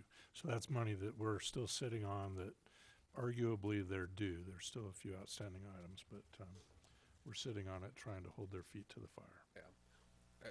As you transition to the next slide, one of the things you mentioned, everything was substantially complete with the exception of a road that needed extended warranty, as well as a couple other small things. I know one of the big things that was outstanding was the crane.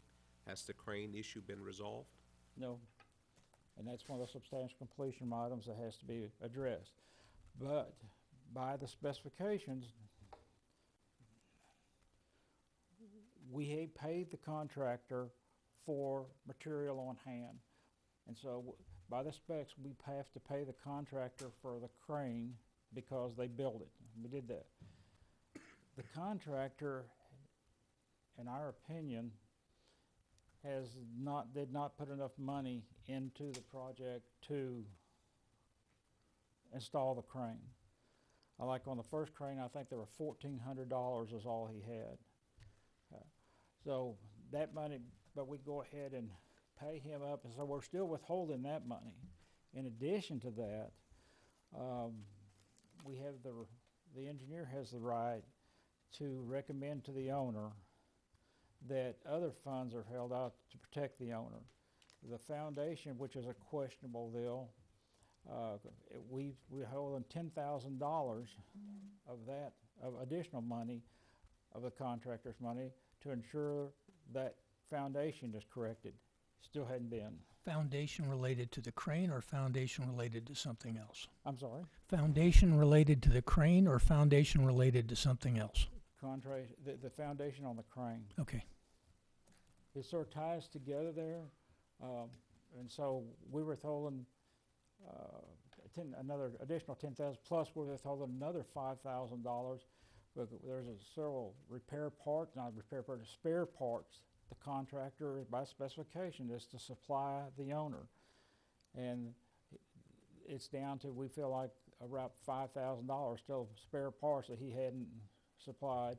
So even though I showed you how much money the contractor was due, then we subtracted an additional $15,000 off of that because of equipment that he hasn't supplied.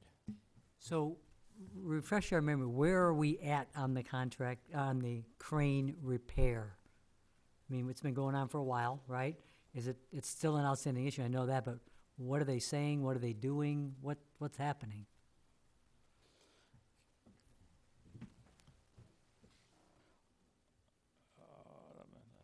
The crane,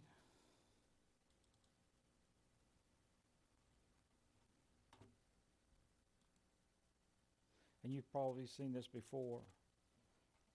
You notice there's shims up on top of the crane. We have we don't agree with the way that's designed. We asked the contractor to provide us with a engineer seal or approve that is a approved method. He has provided us with an engineer's seal that says that it is. We still. You said he did? I'm sorry? You said he has provided it? He has. We, to a certain extent, are. I would are add, still there's a copy of that in the last board packet, general manager's report. I clipped out that little piece where he signed off on it, but he signed off for 3 shims, not 6. And, you know, I don't believe they're a PE that they got to stamp and sign off on that. was aware of what was actually installed. There's a question about that. So what we've done, on January the 29th, we sent this letter to the contractor stating first that we have this sealed document from the contractor's engineer, and we requested that they provide us with a resume of this engineer showing that he is experienced in crane design and structural crane design. Even did your plans have a design for the crane? It had the foundation. What we're talking about here is the contractor poured a foundation 3 inches too short.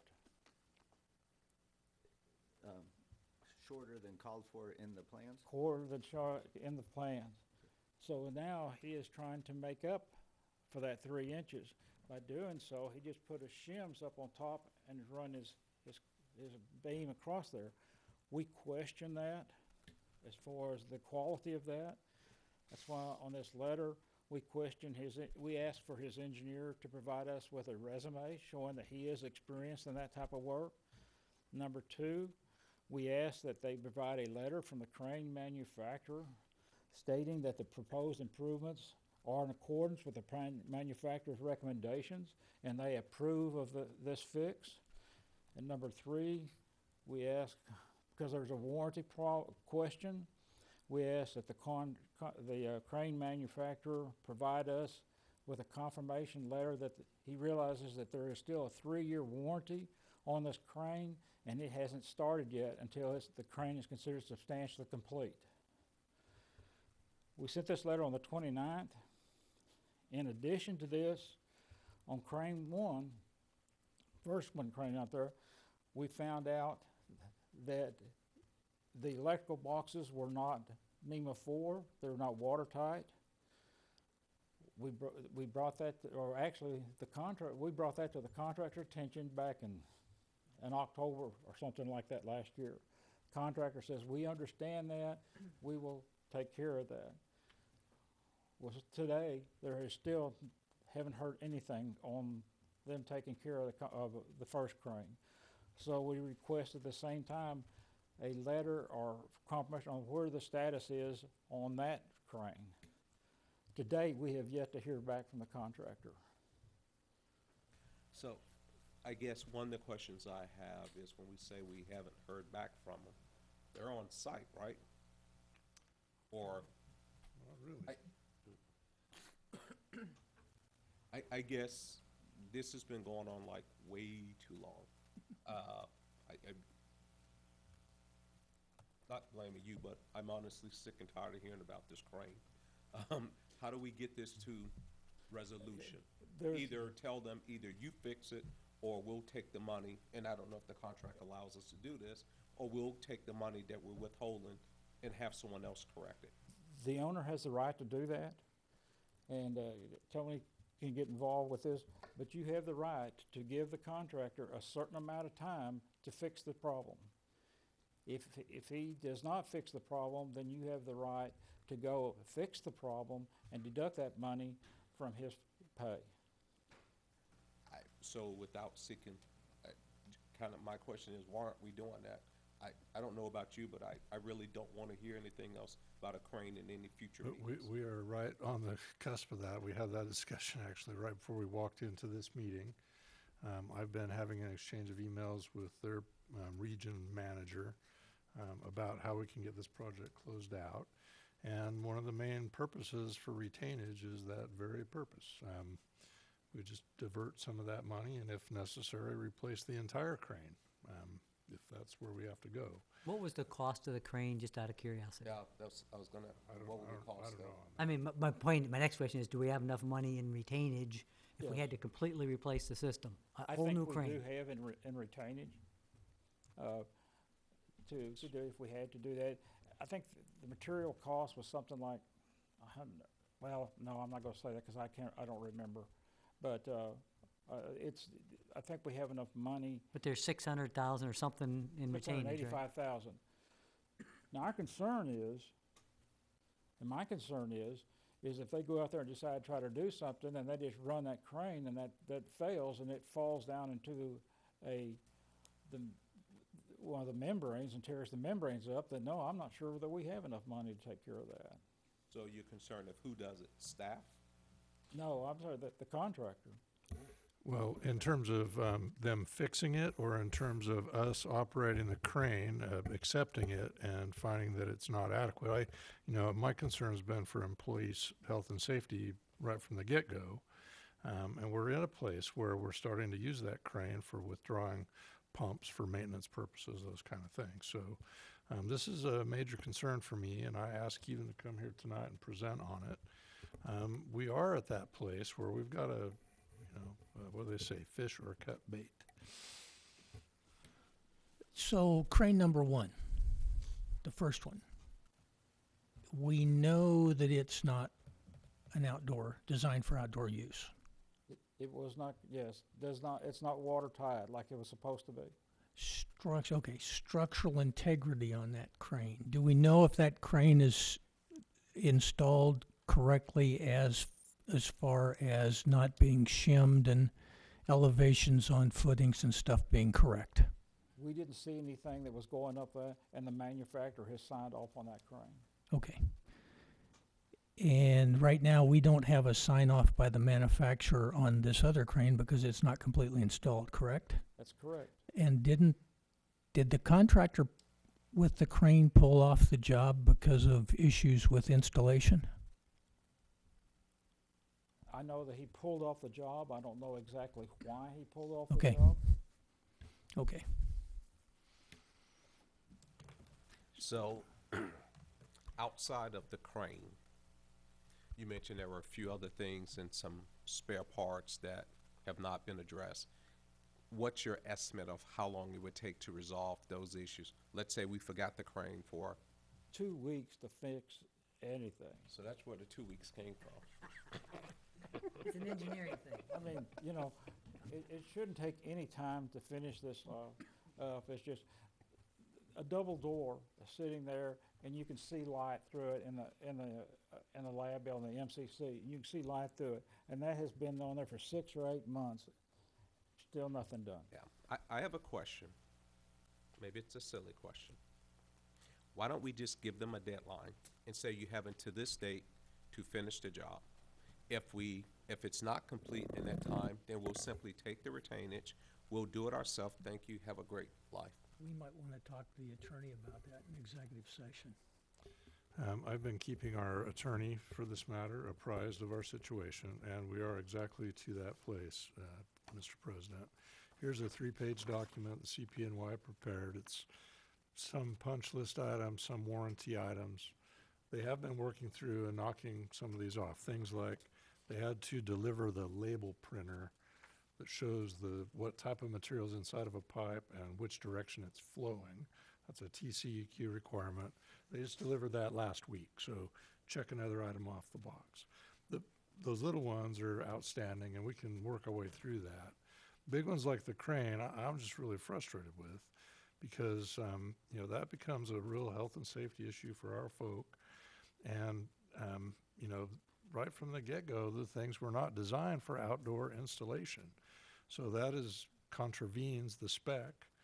On the first crane, we in fact paid them for that crane before we discovered that it was not designed for outdoor use.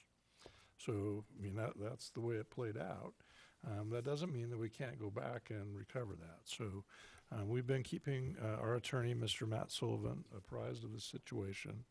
And I think that we are right at the place where we're going to issue such an ultimatum letter. We do still have, I would remind the board, outstanding claim for time that was submitted by the contractor 20 months ago, in the fall of 2017, that we just agreed to table until we could get to the end of the project and settle up the time claims there. That would go against the 600 days of liquidated damages claims that we have. For me, the real challenge is like getting the project done, and then we can talk about those kind of claims and settling them up, squaring up the score, after the project's done. So we are making progress on this list of open items. The crane is a big one, and I expressed So, again yeah. today my concerns about that. So if the crane disappeared, so let's forget about the crane for now. Right now, we're at 99.39. What would that percentage go to if we exclude any discussion about the crane? It's gonna stay fairly close, cause there's not that much money as far as left, we hadn't paid them as far as with that crane.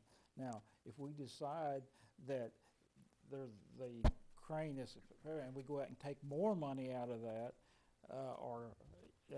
which we can, that's gonna open up some legal questions about us withholding money from the contractor. No, He's gonna well, feel like I this is- guess what I'm trying to figure out is, as we talk about completion of this project, if we completely, let's no one mention crane again. What would we, how close, can we basically say if it was done?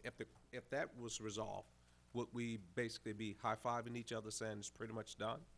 Pretty well, you can look at that punch list and decide, can you live with the items that are still left? If not, then again, do the same thing. You have the right to issue the contractor, say, you have 2 weeks to finish this information, and Tony, you can tell me if I'm wrong. Because this is really more of a legal question than it is than an engineering question. Yeah, we can talk about that at a later time. Get Tony's perspective at a later time. It's from the engineering standpoint, we're just about to the point, there's not a whole lot more we can do and stay within the contract documents. It's gonna be the owner's gonna have to. Yeah, the message I'm hearing is loud and clear from the board, which is they want this crane issue resolved. They want to make sure the district retains sufficient funds to protect its interests with respect to the crane issue. And I think myself and Carmen will work with your construction litigation counsel to carry out those wishes, and we'll do so promptly. Anyone else has any other questions to our project engineer related to wastewater treatment plant? Going once? Stephen, I appreciate your coming, and I know you said you were going to retire yesterday, right? So thanks for not doing When that. he told me I had to come tonight, I told him I was retiring yesterday. And he wouldn't let me retire on St. Patrick's Day. So I guess I'll stay for a little bit longer. 2 weeks. And Bob Wallace 2 told me I couldn't leave until this job was finished. You may down this job. Did if you the bring, rate is going. did you bring your sleeping bag? Okay, item number 8.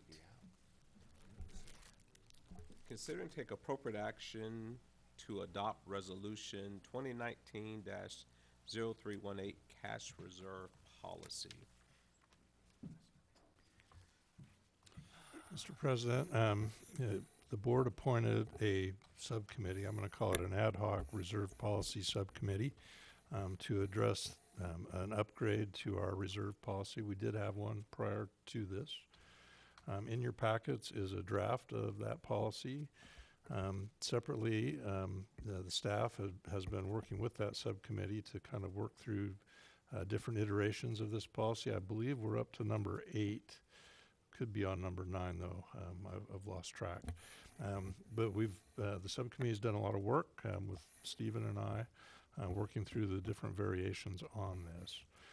We saw in the Standard & Poor rating that was discussed earlier today that, in fact, outside agencies that are looking at us and our creditworthiness care about our reserve policy. They also care about our approach to managing debt. When do we issue debt? When do we pay for things in PAYGO capital? And then in addition to that, I sent out to the board, although I did not include it in the board packet, a set of documents that reflect our district council's view of the reserve policy. I had some suggested changes, and most of them were stylistic. Those have all been presented to the board in one channel or another. So my hope today was that we could get any further input from the board on the reserve policy, and I would probably leave it to our 2 stalwart members of the reserve policy to carry the discussion from there. but that's the staff's perspective. We wanted to bring it up for full council consideration, and if there's additional suggested changes, let's talk about it. Vice President Rose?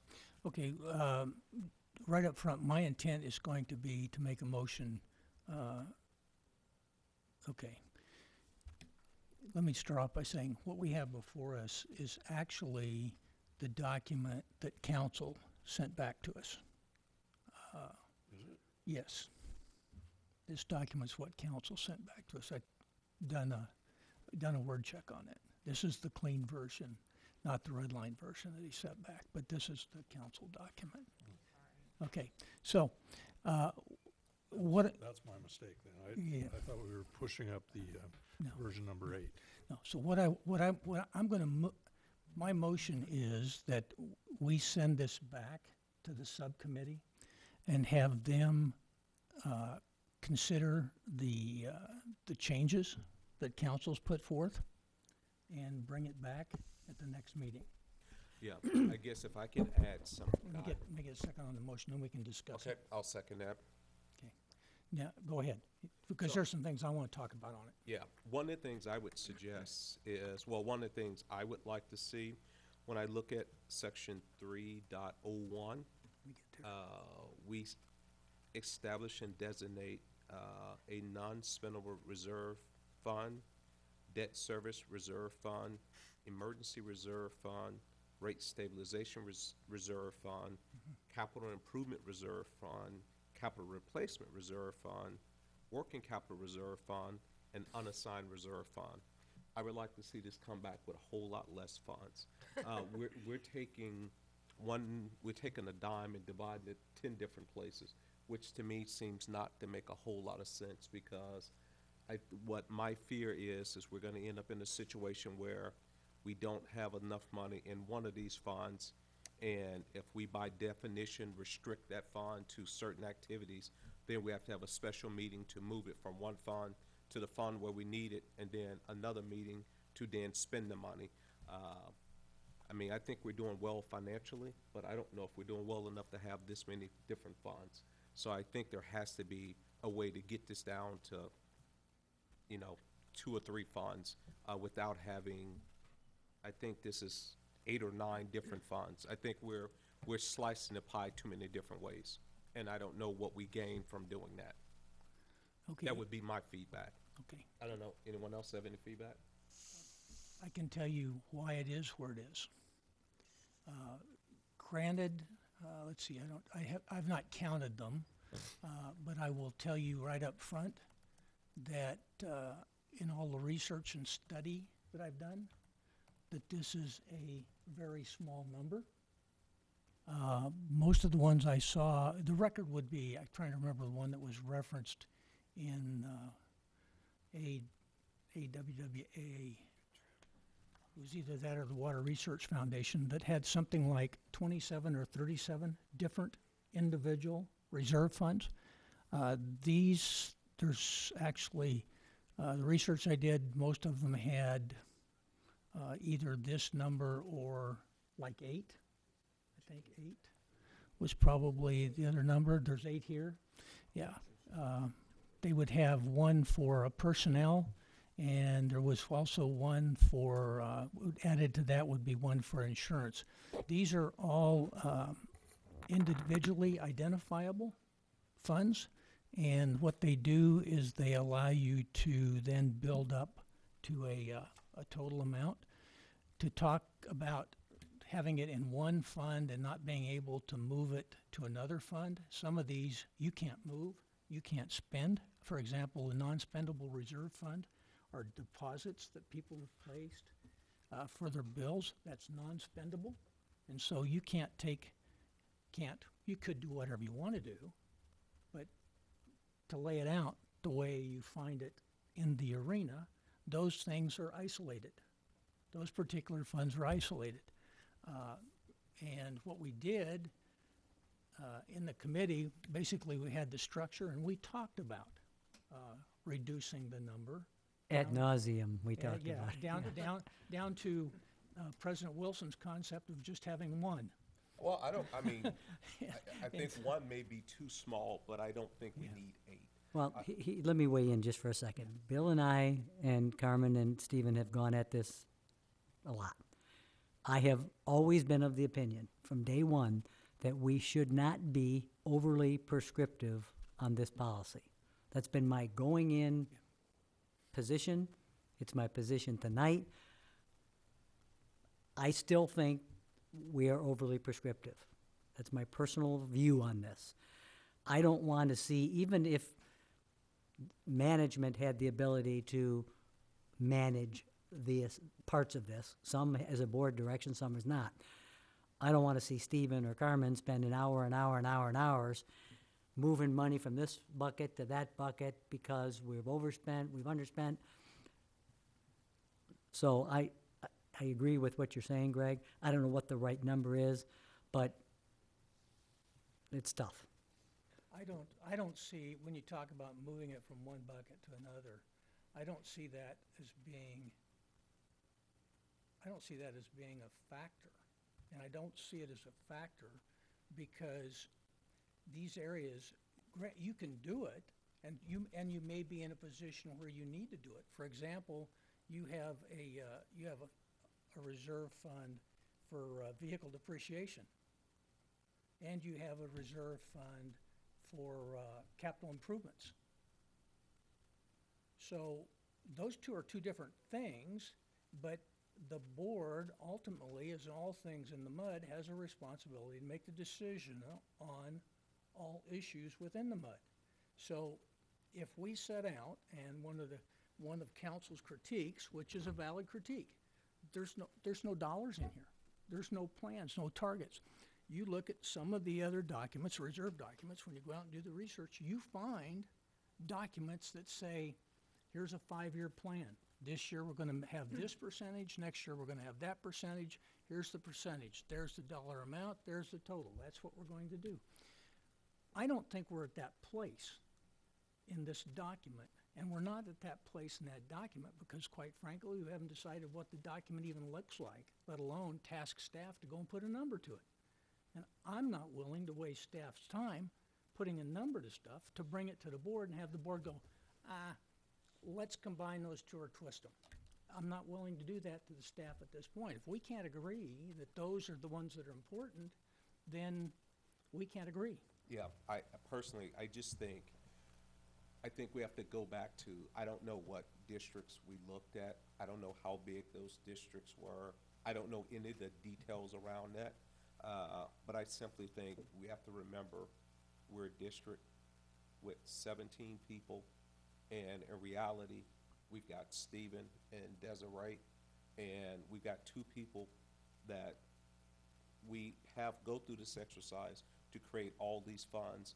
And I think once we finish this exercise and the very next day, I don't think we're any more financially sound or secure than we were. I know people that in their personal budgets, they have a car fund and a household appliance fund and they break out all these different funds. Well, if you have a car fund with $1,000 and your refrigerator goes out and you don't have enough money, you take it out of car fund. It's just the way it is. It's all money. And by taking all your money and putting it, a couple of dollars in different pockets, coat pocket, jacket pocket, under your hat, and your shoes, you still don't end up with any more money. You still have the same amount of money. And so to me, this creates just more bureaucracy, and it costs more staff time trying to maintain something, and I don't see that we get any benefit out of it. And that's my biggest challenge. My goal is to reduce staff time to focus on things to me that matters, which is running the district and not creating more bureaucracy. Right now, I look at our financials and they don't make sense. A normal person cannot look at them and have it make any sense. And to take this and add this to the madness that we already have, it doesn't clarify, it just further confuses, because now you're trying to figure out how much money do I have, and now you have to look, instead of one big mass where you kind of don't know, now you got all of these individual ones where total up these 53 line items and you'll have an idea how much money we have, and you still have the same $1 million. I don't see what value we gain out of that. the value you gain from having a reserve policy is you look at those items individually and say, I need to either develop a reserve for this component or for this situation. And you develop those reserves, and therefore you validate and can determine what your total amount should be. I've always been an advocate on that point, Bill, and I've gone round and round on this, that you can have targets for that. You know, you can have a single bucket or a couple buckets, you have restricted, you have non-restricted, and have targets for these various areas that you track and look at, and that's your mechanism of tracking that. Again, I go back to, I don't really need a bucket to do that. You can Yeah. have a target Yeah, you and can, track it. you can say, I have one reserve fund, and that reserve fund of $2 million is made up, 500,000 for debt service, 600,000 for capital improvement, where you can, if someone asks, why do you have $2 million? Oh, we have $2 million because we have this number, this number, this number, this number. They total up to $2 million, and we have one fund. I think we go back to, we got two people. And we create, I think we get too, as songs I hear today, I think we're doing too much. I don't think we need to go to this level of specificity, because when it's all said and done, we don't have a nickel more in the bank by the time we get through slicing the dollar up 12 different ways. We still have $1. Yeah, but you know whether that $1 is an amount that's good, adequate, or short. I don't think I have to, so if the staff does the analysis and they come back and say you need $300,000, if I take the $300,000 and put it in one account, or if I take the $300,000 and designate it in one bank account, then come back and say, okay, well, now we need $200,000 over here, let's go out and create another account, I don't end up with any more money. I can do the work and drop it into one fund, 3 funds, without having to have a separate fund to do that. I'm not suggesting that we don't do the work. I think you and I are on the same page. We need to do the work to justify the reserve amounts that we have. But what I don't think we need to do is to then turn around and take those amounts and drop it in a bunch of different funds. Go ahead. Well, I was going to make a suggestion, which is one of the primary roles of your financial advisor, besides assisting the issuance of bonds and the sale of bonds, is to provide financial advice. And I also heard him mention tonight that he'd like to take a look at this to make sure it doesn't impact negatively your future sale of debt. If I could make a suggestion, why doesn't the committee work with the financial advisor? I think the board has expressed some concern that due to the limited staff resources, is there a possibility to simplify it? Why doesn't the committee work with your financial advisor, take that comment to heart, get the benefit of his expertise, further refine this, and maybe come back to the board with the results of that exercise? Okay, Carmen, I heard you mention something about a debt. What was the other document you mentioned? Right, so in the S&P report, which I also sent out to everybody,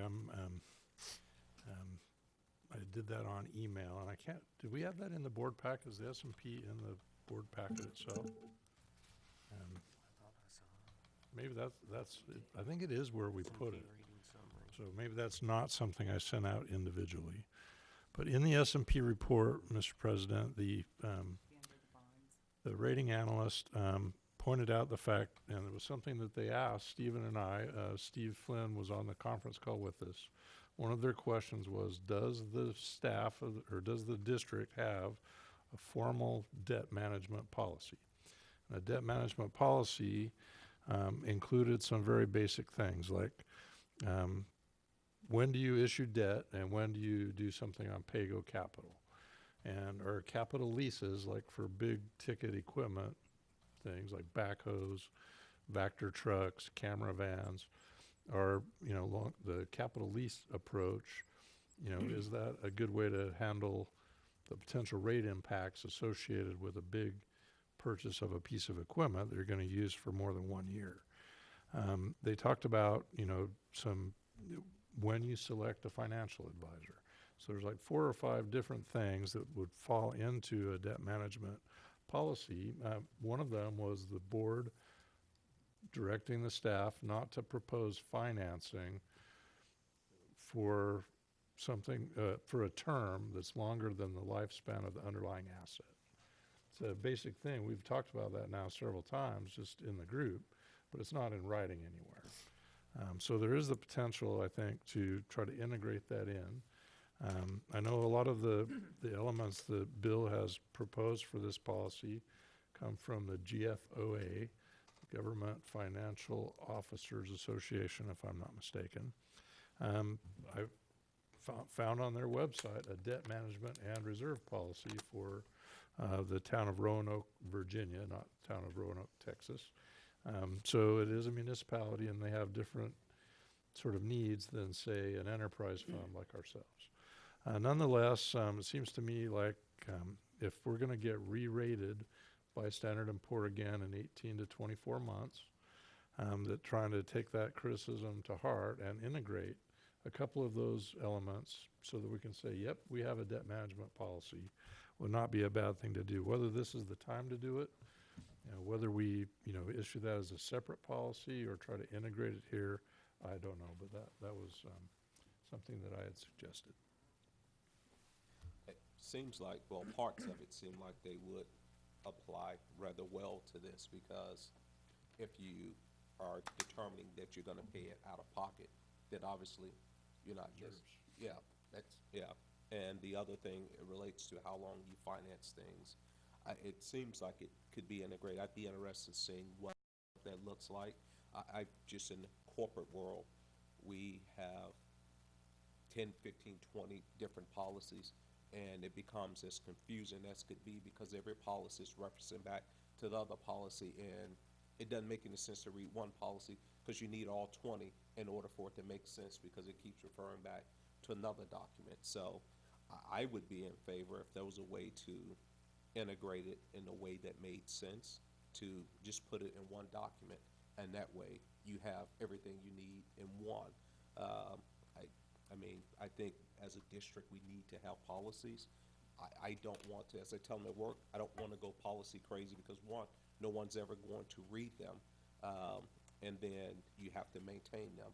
And again, our core competency is providing water, wastewater, and fire services. It's not writing and maintain a whole cadre of policies and procedures.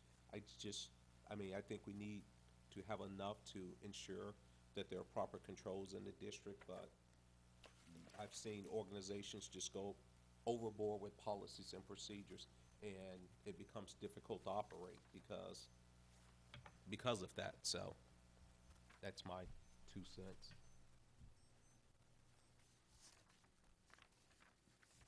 Any other comments? Any thoughts? I withdraw my motion. I think Okay. Tony's suggestion is good, though. Yeah, I Get like some Tony's outside suggestion. counsel, some help. I mean, Well, so the motion was seconded, I thought, and I was just to take it back to the committee. We can get, I second it. so, So if you want to withdraw it, I don't have any problem with you withdrawing it. So then what action are we going to take on this? None?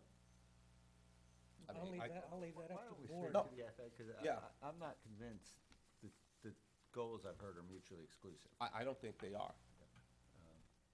I'd recommend that we see if we can work with the FA and come up with something that works for this district. you can certainly send it back to the subcommittee, revisit the comments of the attorney, get the input of the financial advisor, and contemplate that debt management piece, and see if we can come to agreement on something to bring back. I will briefly say that I looked at debt management today, pulled up some documents from some other areas. They range generally from 13 to 18 pages long. I'm looking at 6 here, and I can't get 6 by the board. I found one that was 136 pages. I'm not a player.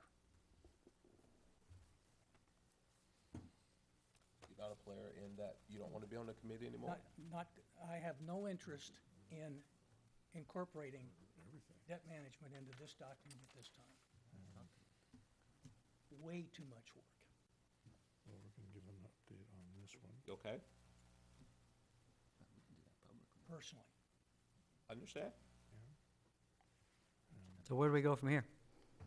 Well, I'd say then, I know you're on the committee. Are you interested in giving it a run? Actually talk about that publicly. Give him what a run. You mean, am I interested in going alone on this project? Hell no. Discuss that publicly. It's just really what I've discussed with the town Well, manager I would, about. to getting be honest with you, I raises. personally, from this policy, I don't think we're very far off. The only, from looking through it, the only issue I have is simply the number of funds. I think if we could reduce the number of funds in this policy, Which one would you take out?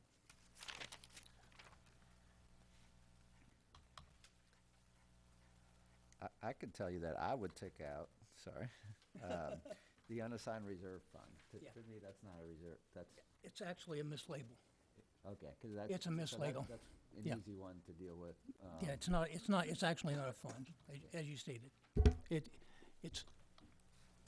yeah, it talks about it up above, but it's Operating, in the maneuvering not a of, reserve. yeah, It's just, yeah, in the maneuvering of the pieces within the document, either last time or time before, to meet the other director's desires in the organization of the document, it got labeled that way. And so your point is valid. I guess ones that I like the emergency reserve fund, the capital improvement fund, and the working capital reserve fund. I think with the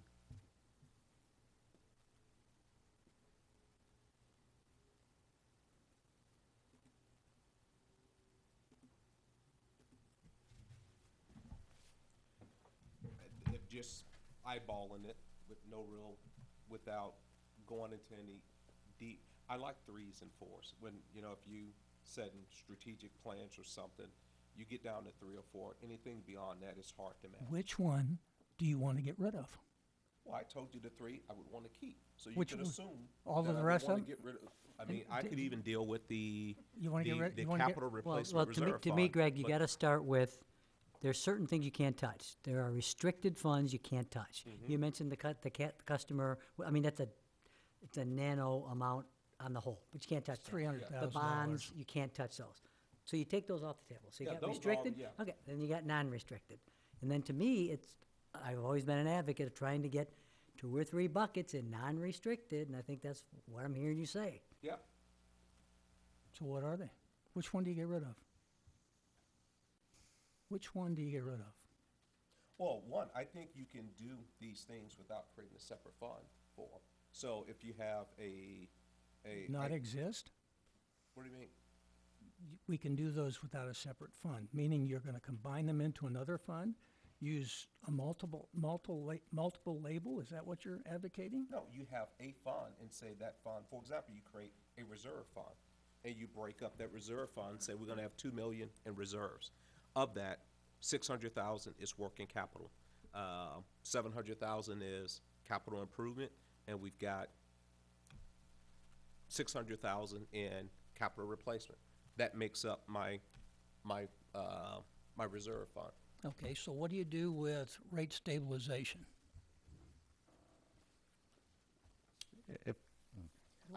Well, one, I mean, if you guys worked all this time after hours do it, I don't think we're gonna resolve it here. I honestly don't wanna sit here the remainder of the evening with that, but, I mean, I'm not getting a valid input. You're saying, I don't wanna do it, but you're not saying, eliminate this one. what I'm saying is this, you can create one fund account, and you can create these 8 stratas within the fund. You don't need 8 different funds. There's more than one way to skin a cat. I'm not saying that we don't set aside money to do these things. What I'm saying is you don't need 8 separate funds to do it. I think he's saying we'll still create reserves for these purposes, but rather than have multiple different buckets, we'll combine the buckets and have policies which specify how much of that bucket is allocated to purpose X versus purpose Y. think it's doable. That's what I heard, yeah. That's what I heard. I mean,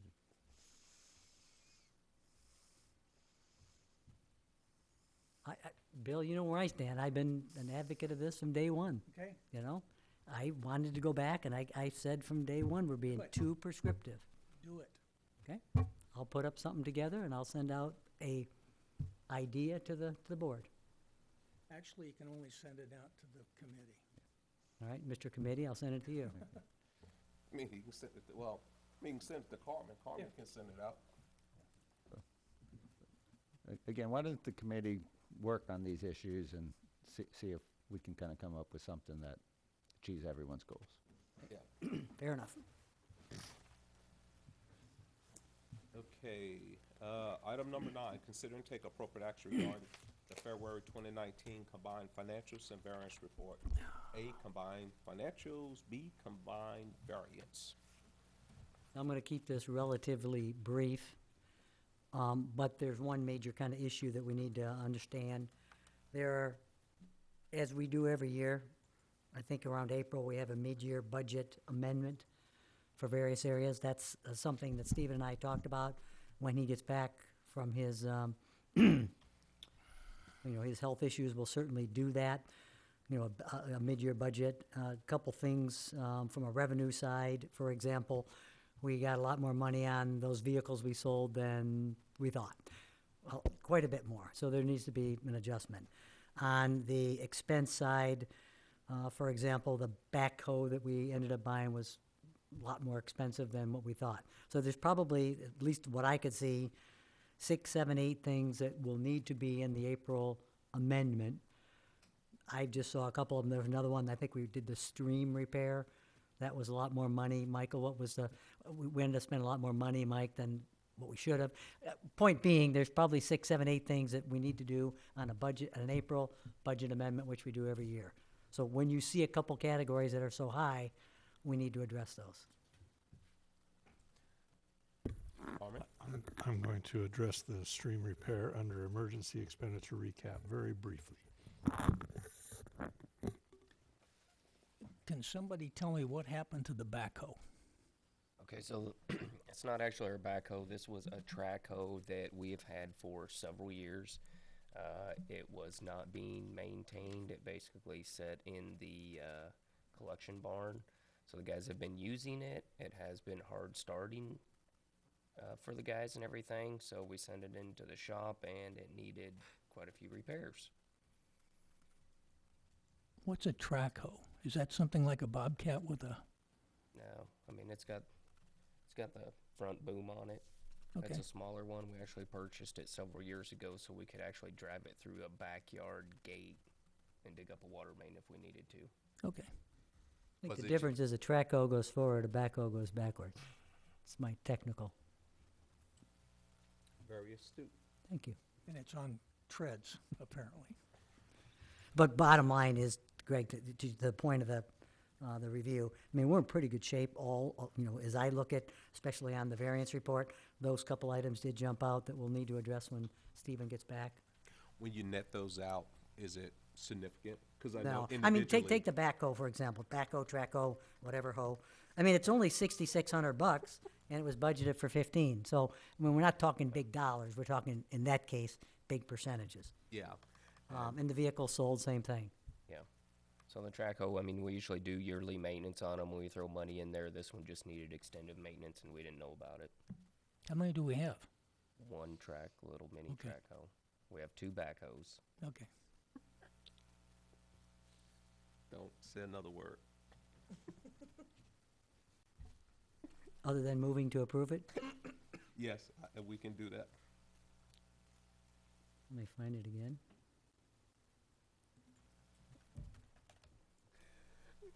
So I move to approve both the combined financials and combined variance report. We have a motion to approve the February 2019 combined financial and variance reports. Second. We have a second by Vice President Rose. Any other comments? Hearing none, all in favor indicate by raising your hand. Motion passes unanimously. General Manager, monthly update and reports. Mr. President, I have a report in your packet. There's an extensive report on the use of our backhoe, if I could use that terminology, where we had to go out and dig up a service that had popped off. I included a rather extensive report on that and put the presence of that on our website in an email back to the person who responded. So I've closed that circle just to offer my apologies for any inconvenience we might have created for that person. The one thing I do want to call out today is an emergency expenditure recap. Starting in November of 2018, I brought to the attention of the board some stream erosion that had happened effectively in between it's Edgemere and Skyline Drive. I keep wanting to use the word Silver. My apologies. Silver Fox was the place where the backhoe was used. It's a different part of town. Nonetheless, we saw that we had an active sewer line in the creek, and the stream had eroded away. I brought that to the attention of the board, like I said, back in November. It was something that was in fact, Army 404 permit area. So we needed to go through the process of either getting permission to go do that repair or proving that we did not need advance permission to get that repair. We engaged in a $7,000 contract with our friends from CPNY who went through the process and helped us with that study. At the time, though, we had a contractor come out and give us an estimate that, well, we can enclose, we can encapsulate, we can encrust that pipeline in some concrete and keep it from breaking if there's another big storm event. And they gave us an estimate of $7,500 to do that work at that time. The design work came back and had some substantial stream bank restoration work to go along with the protection of that pipeline, which included creating some what they call gabion baskets, reinforcing that along the stream bed. We had to gain access through the other person's backyard. And the net effect of that is in this month's check register, there was a check for $38,720.60. Under our policy for expenditures by the general manager, there is a provision. This was what I would call a slow motion emergency expenditure. The general manager may approve expenditures of the district funds in any amount as may be necessary to respond to an emergency condition that potentially threaten the health, safety, and welfare of district customers, residents, or employees, and for which immediate corrective action is necessary. All such emergency expenditures shall be reported to the Board of Directors at its next regularly scheduled meeting, and that is what I'm doing here today. So with that, the remainder of my report is in your packet, and I'd be happy to answer any additional questions you might have, or to attempt to.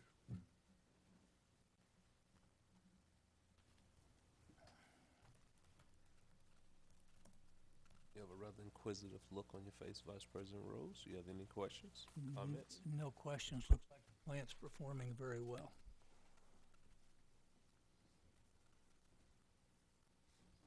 You have Vice President Rose seal of approval. You don't get that frequently, so.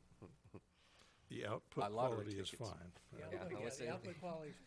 There It is is not I do performing have a question. What's this about? We're talking about something requiring labor-intensive manual operation. Want to expound on that? I would, but I've reached Your saturation? capacity. Okay.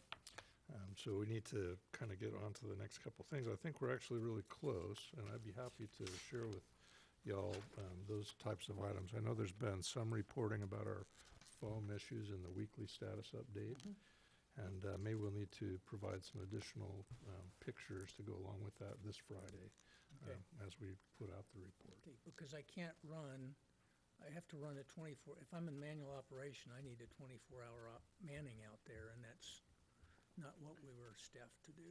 We're not running 24 manual right now. We have 3 membranes that are performing very well. 2 are not performing as good as they should. Those are the two that are And- foaming. Yes, and we are working to alleviate that problem as fast as we can. And these are the oldest two that we've had operating? No. Newer, okay. It's an odd duck. It's 1 and 2, but 3 and 4 were up first, right? 1 and 2 were up first, Or 1 and 2 were? then 5 and 6, and 3 was the last. Okay. But the issue's with 1 and 2. 1 and 5. Oh, not a pair. Okay. So I'll let Carmen expand on that. Like I said, I'm reaching capacity. Yeah. Okay. I think with respect to the executive sessions, which are the next on the agenda, that we can, in all likelihood, bypass going to executive session. If I can just say that we previously discussed issues associated with our contract with Weber Cadagua. So I think the staff and council have marching orders on where to go with that. With respect to the authorization for the release of lands, I think there was a fairly detailed report on that came out of Tony. So unless you want to go in and talk about that item tonight, we can certainly defer it for a future board meeting. With respect to the property at 100 Municipal Drive and 1501 Junction Way, I think, as Greg likes to say, there's nothing like sunshine. I have had a discussion with Tom Klass, the town manager, to discuss getting appraisals for the various properties and estimates for leasing costs so that our elected folk can have a discussion about, what's a reasonable deal for everybody involved in that. And then with respect to the purchase of easements, we have begun to make offers based on what we've seen before. So I think I'll leave it at that. Okay. I don't think we need to go in. Vice President Rose, you seen a compelling reason to do so? Nope. Secretary Treasurer Failure? No, sir. Director Castaway? No. All right. I agree. Item number 13, consider and take appropriate, well, nothing to do there. Item number 14, items for future agenda. Do we have anything we want to add to a future agenda? We will be bringing back a budget amendment, likely in April. Right. We'll see how that plays out. I would add to Steve's previous description of that the additional pay-go capital for the high-service pump station was a pretty big ticket item. We had originally budgeted like $370,000, and we've been authorized to start spending up to 600, and I forget what the actual total bid number was on that. It was a little over 600. So we haven't really started expending that yet, but it is something that we ought to go ahead and get the budget amended for, as well as, sourcing the settlement that was the first on your agenda this evening. That obviously is going to come from emergency reserves, so to speak, but it was not in our budget this year, so we'll have to amend the budget to reflect that. Okay.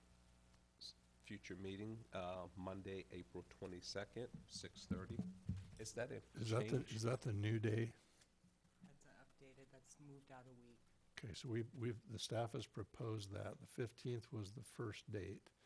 And trying to let our finance manager have a little extra time to recover before, effectively when it's on the 15th, that's the earliest date that financials can get put together for the board packet. And it's a tight turnaround with just the 2 weeks there, so.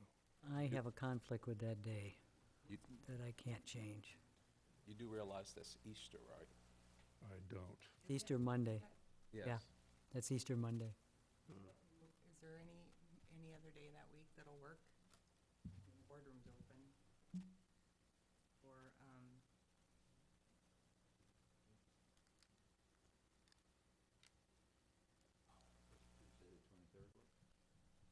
Fine with me. You check my other calendar. Does that date work for you, Bill? Beats me. I'm usually here.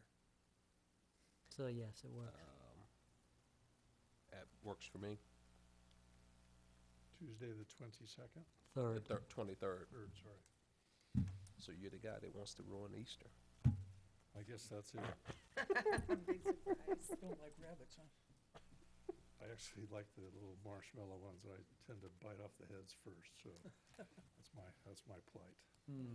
Okay, so we will, a future meeting date would be Tuesday, April 23rd at 6:30. Okay, anything else? Mr. President and Mr. Secretary Treasurer, we do need you to sign a document before you go. I've signed The tons of settlement. documents. And also, Tony and I have discussed, we're gonna have to have the check, a new check, issued for the So that Attorney we, General, so I'm gonna have to have did it we signed. look for it, see if it was, Well, before tonight, and based on the prior financials, we thought the par amount of the bonds would be 7.2 million, which would have been a $7,200 check. Based on what we just heard from Andrew, it's gonna be instead 7,080,000, so a $7,080 check, so we need to recut it. If two board members or three, whatever your normal practice can I is. sign, We I have- get to sign that one, Right, right? we'll need it done right away in the morning. I've already sent an email to staff asking them to cut the check. And so if I can get. I will can you be stop able by to come first, up? yeah, just what time? First thing in the morning? Yeah, or if it's easier for the board, in connection with the bond item, you can give authorization to your GM to sign that check. He already does sign it. Yeah, We always have two. So we It's need fine. 3. I'll stop by, it's easy. What time is it? I mean, well, I'm sorry, I need to complete my thought. Don't be a smart, point to the clock. When is the earliest? I can come normally, I get out here Well, pretty early, around I'm- 7:30-ish. I'm hoping that they'll have it done by 8:15, 8:20, because for me, it looks like if I run over to the FedEx It'll be office. towards the latter part of the week when we file the transcript, so if it's a day or two, that's no problem. Yeah, I can come sign it by. and Steve can sign it, we probably don't need you. I just can't sign my own paychecks, that's the, Oh, well, I signed your paycheck, so you're good, right? yes, sir, you did, thank you. Are you saying you're gonna pay for it? No. But That's what what I you, heard. Carmen, what are you saying? You, Yeah. Carmen, so what you're saying is you and I can sign it, right? Yeah, I think All right, so I'll be by tomorrow. Okay, well, perfect. I just see what I saved you? Hey, man, you're, Thank you, Carl. That's what I do for you, you know? hey, man, That's what I do. Do need some- are you two the dream team? Okay, any other business we need to resolve? I entertain a motion to adjourn. Motion to adjourn. We have a motion to adjourn at 9:07 PM. Trophy Club Mud One is officially adjourned.